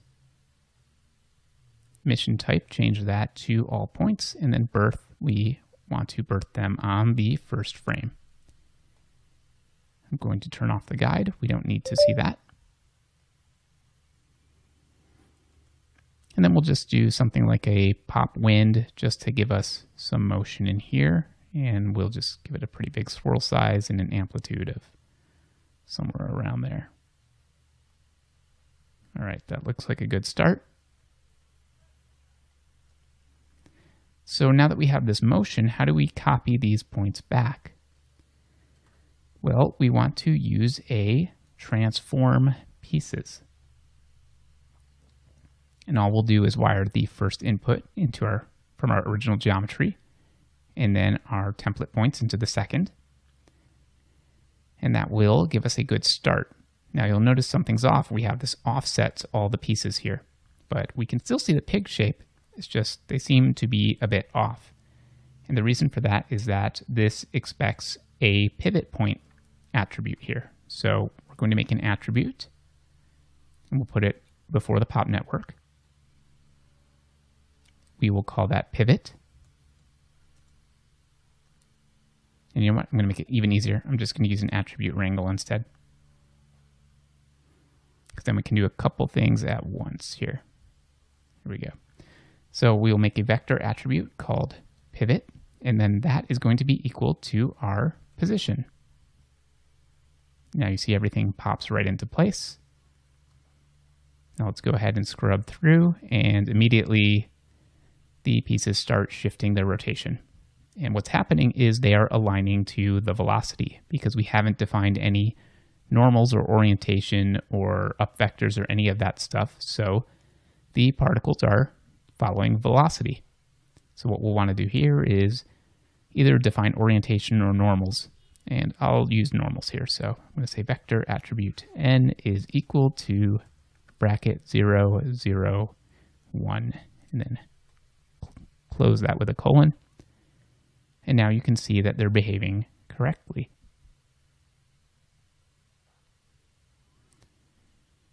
So we could go in here as well, and we could start doing some rotations if we wanted to. I'm just going to put down a pop torque.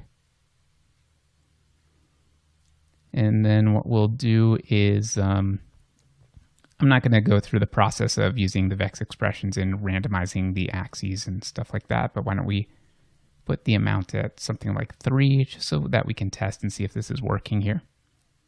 And now we see that we are getting rotations here. So we have alignment and then correct rotation. And we could even do some stuff like maybe bringing the wind way down and then giving us some initial velocities here. Why don't we set velocity of 3 and then variance of 333, and then put something like a gravity force down here at the bottom. Just see what that does for us. And then I may want to go back here into my source, go to birth, and have no jitter on the birth time, just to make sure we're locked.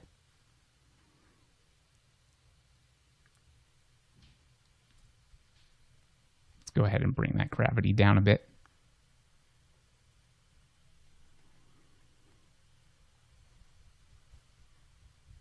Go to our attributes. And of course, you can play around quite a bit with all this stuff. You know, you're going to want to get it correct here in pops where it's pretty cheap and quick to work with. And then here, you'd be able to see exactly how you're affecting your pieces.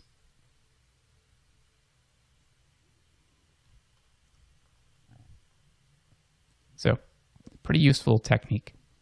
And the cool thing about this is, as long as you're working like this, you can do some kind of interesting stuff, like put down a facet stop, choose to unique the points. That's going to separate all the faces here.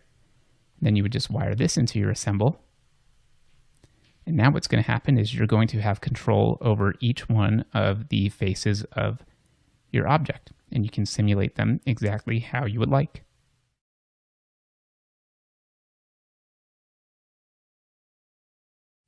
One way of rendering particles is to use what we call sprites. And sprites are basically two-dimensional billboards that are mapped onto the particles. They always face the camera, and you can do some tricks with them, such as applying texture maps to them and kind of fading them and blending them together to create something like smoke. It's very similar to Particular in After Effects, the way that you would use that plugin. I'm going to show you how to work with sprites here. We're going to have 2 quick lessons on it. So we'll do something that kind of approximates something like some smoke. So what we'll do is put down a grid as our source. And then I'm just going to do a pop network here. And we'll want to finesse the motion here until it's about kind of what we're expecting. I'm going to put a camera down as well. We'll just lock our view here for the camera.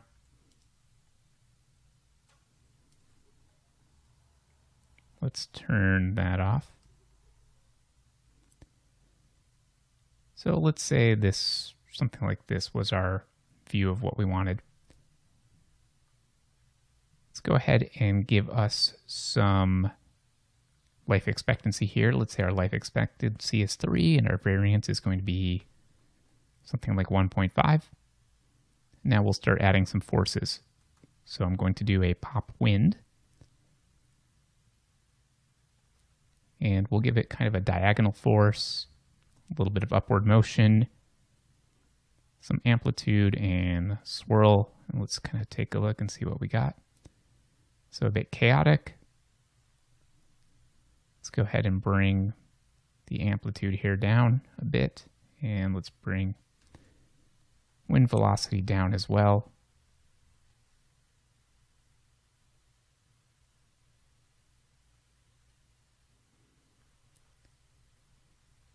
Bring the swirl size up, a little more amplitude here. So what I'm trying to do is give us some kind of big generalized motion.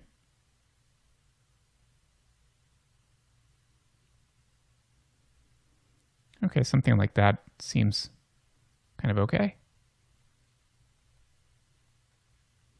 So we'll position the camera right about here. Just take a quick look. Maybe our pulse is a little too quick. So let's take the pulse length to 3.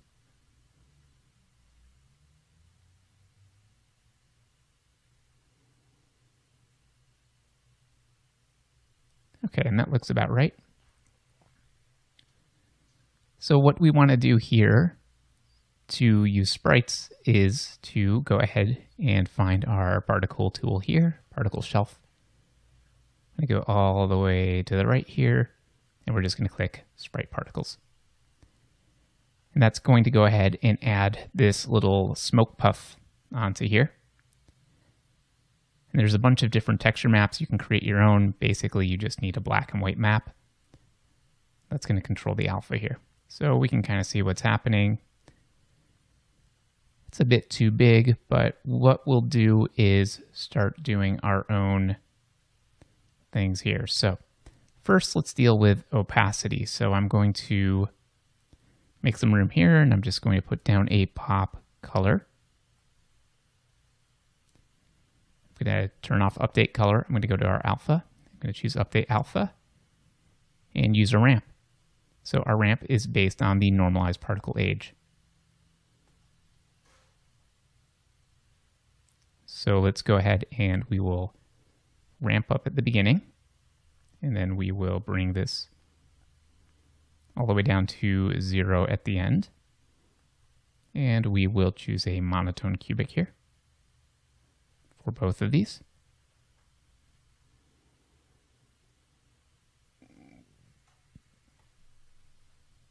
Now let's take a quick look at this. Why don't we not have full opacity here? Just kind of something like that. Now let's go ahead and change the size of the sprite. I'm going to use an attribute to do this. So I'm going to just go ahead and put down a pop wrangle. And we'll just define p-scale here as a random by ID. And let's go ahead and fit that. And we'll say something like between 0.5 and 1.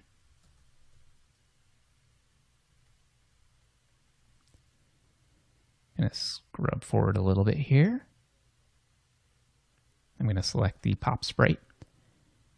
And here I can just kind of dial our scale in here.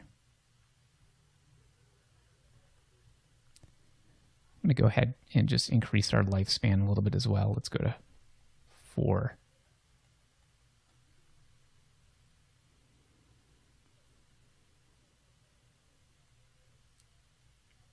All right, there we go.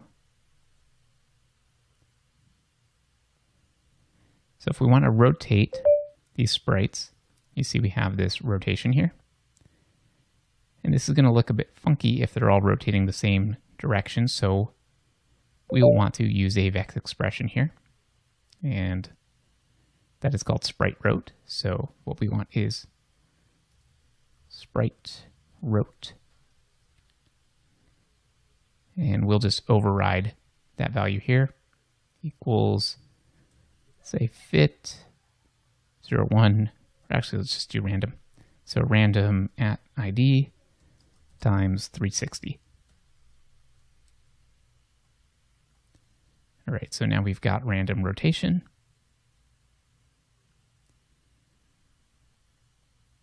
And looking at our color here, I still think we could maybe bring our alpha value down a bit.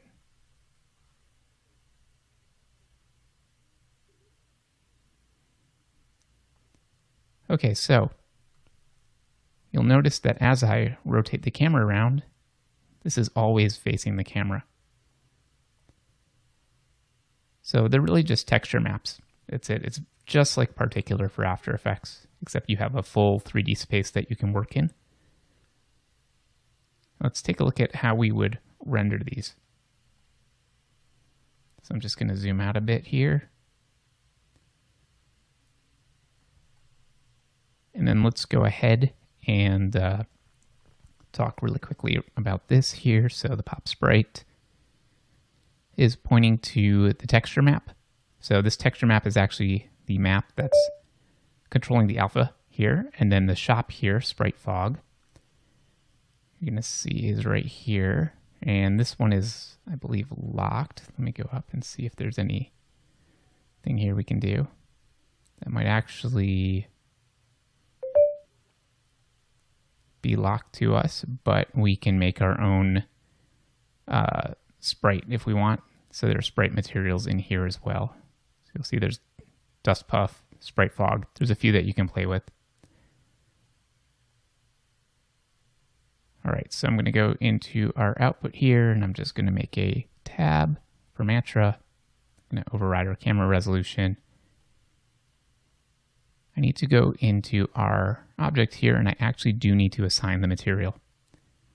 So this is where I would find the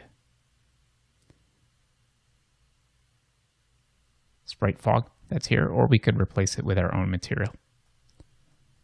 Now I'm going to go to our render view, and I'm going to click render.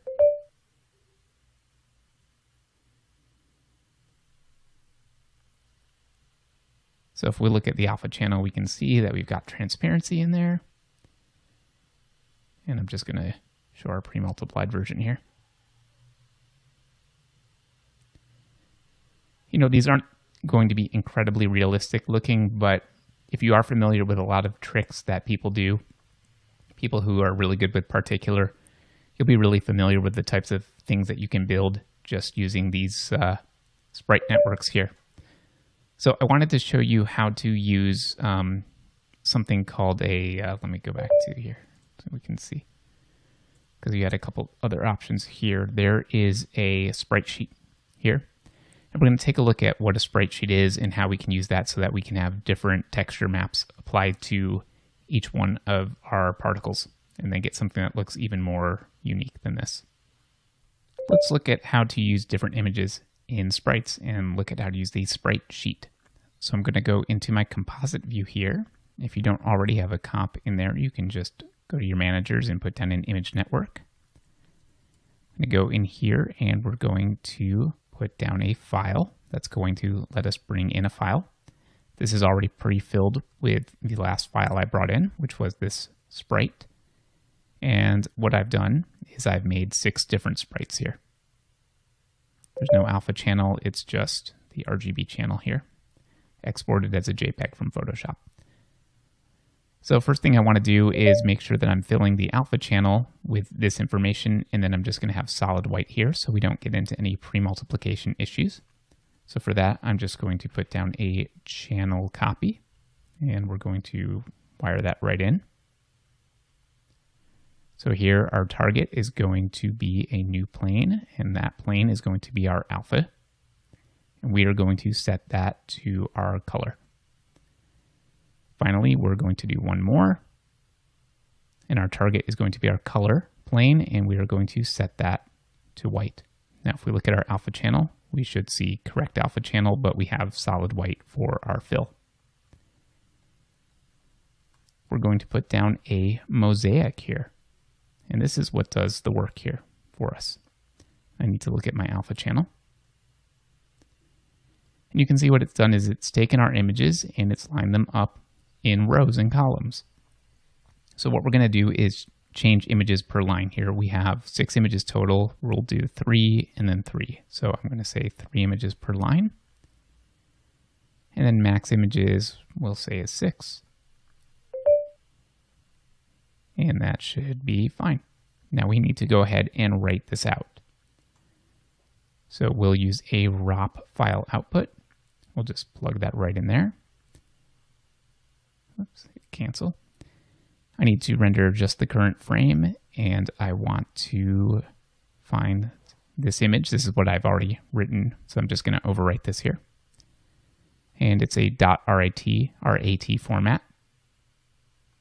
And we just click render. Okay, now going into our scene view, go back to our pop network here. And we'll scroll forward, but you know what? I'm going to turn this off. This is controlling our alpha channel, so let's just go forward a bit. And you know what? We have a lot too many particles, so let's just make that 50.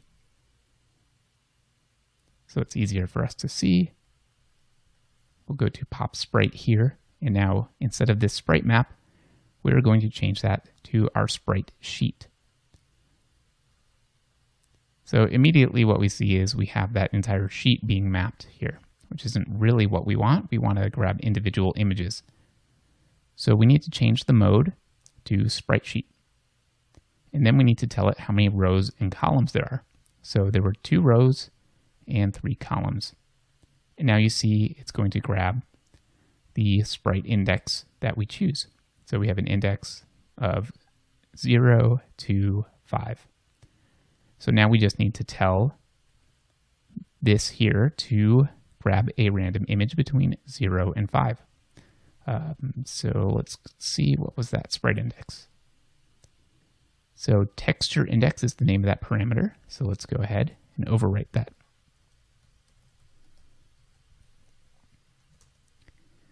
First we'll say random by ID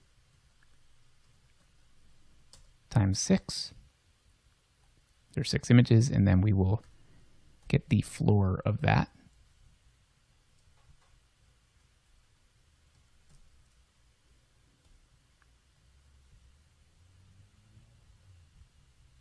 And now what we see is a different random image assigned to each one of these sprites. Furthermore, if we turn this back on, let's go ahead and give it full alpha.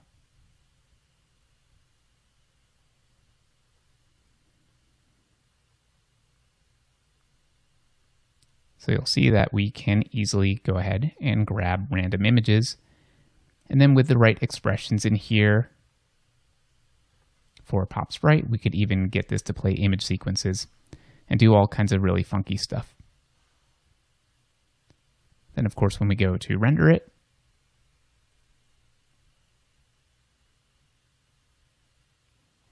renders exactly like you think it would. So that's kind of a basic tutorial on how to use sprites here in Houdini. I've only used them a couple times, but there's plenty of uses for them and a A lot of films tend to use these for some really quick effects and things in the background. And video games as well use sprites for all kinds of effects.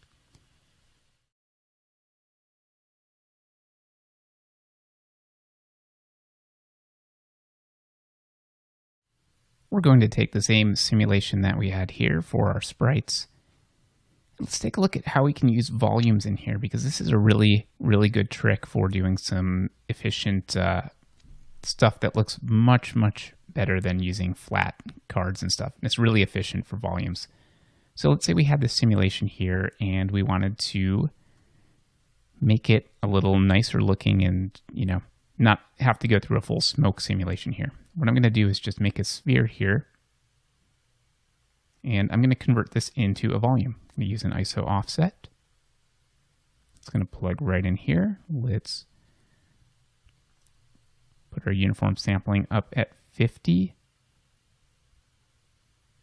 And I'm going to go up here. I want to give it a name, which is density. And then I'm going to override and pad the bounds so that we have a little bit of room here to play with, because we're going to displace this. So I'm just going to say our bounds are -2 and +2. Okay, so let's go ahead and actually make some kind of really interesting shape out of this. We're going to use a volume VOP. Just plug this right in here.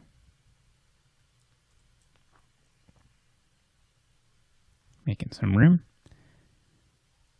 Okay, so we will use a turbulent noise. 3-dimensional. I'm just going to change this to something like simplex to start with. Our position is going to go right in here. And I'm just going to go ahead and promote all of this stuff.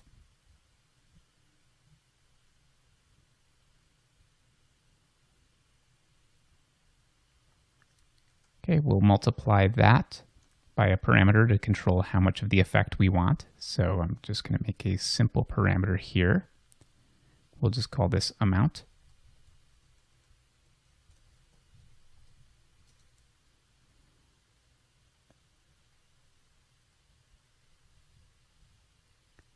Now what we'll do is add this to the lookup position of our volume. So we just have our volume position. We are displacing that position here and taking that wire out. Now we need a volume sample.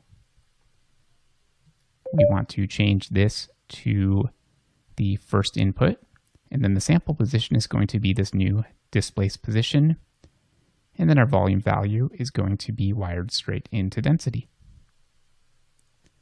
Now, as we dial up the amount here, you'll start to see that this volume displaces.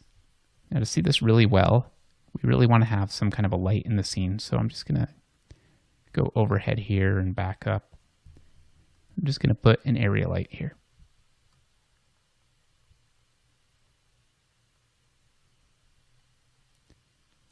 Okay, now back here, what we can do, I'm just going to shift this off to the side, is use our standard copy to points. I'm going to choose pack an instance and just copy just like that.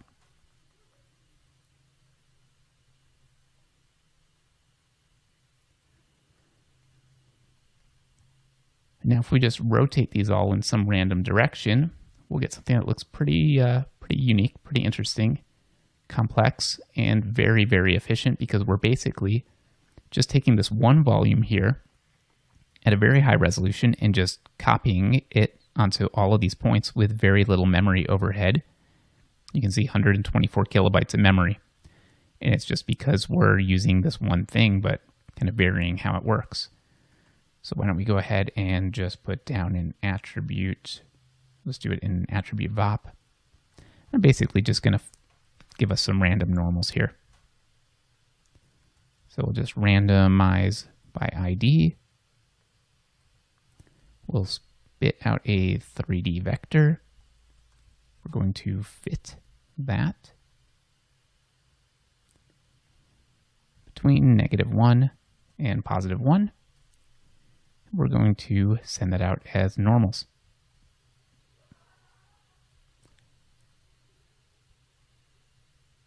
So we can use all of our tools here that we use to copy to points, such as p-scale, and orientation and velocities and regular scale, all of that stuff to influence how this works. This is a really, really cheap way to do some very complex volumetric effects. And of course, we might want to try some way of fading density off in here as well, but I'm not going to get super involved in this right now. There's a bunch of stuff that you can figure out on your own. But for just making things like nicely sculpted clouds or interesting shapes, this is a pretty fast way of doing it. And it looks great. I've used this actually on a couple different projects. It works really, really well.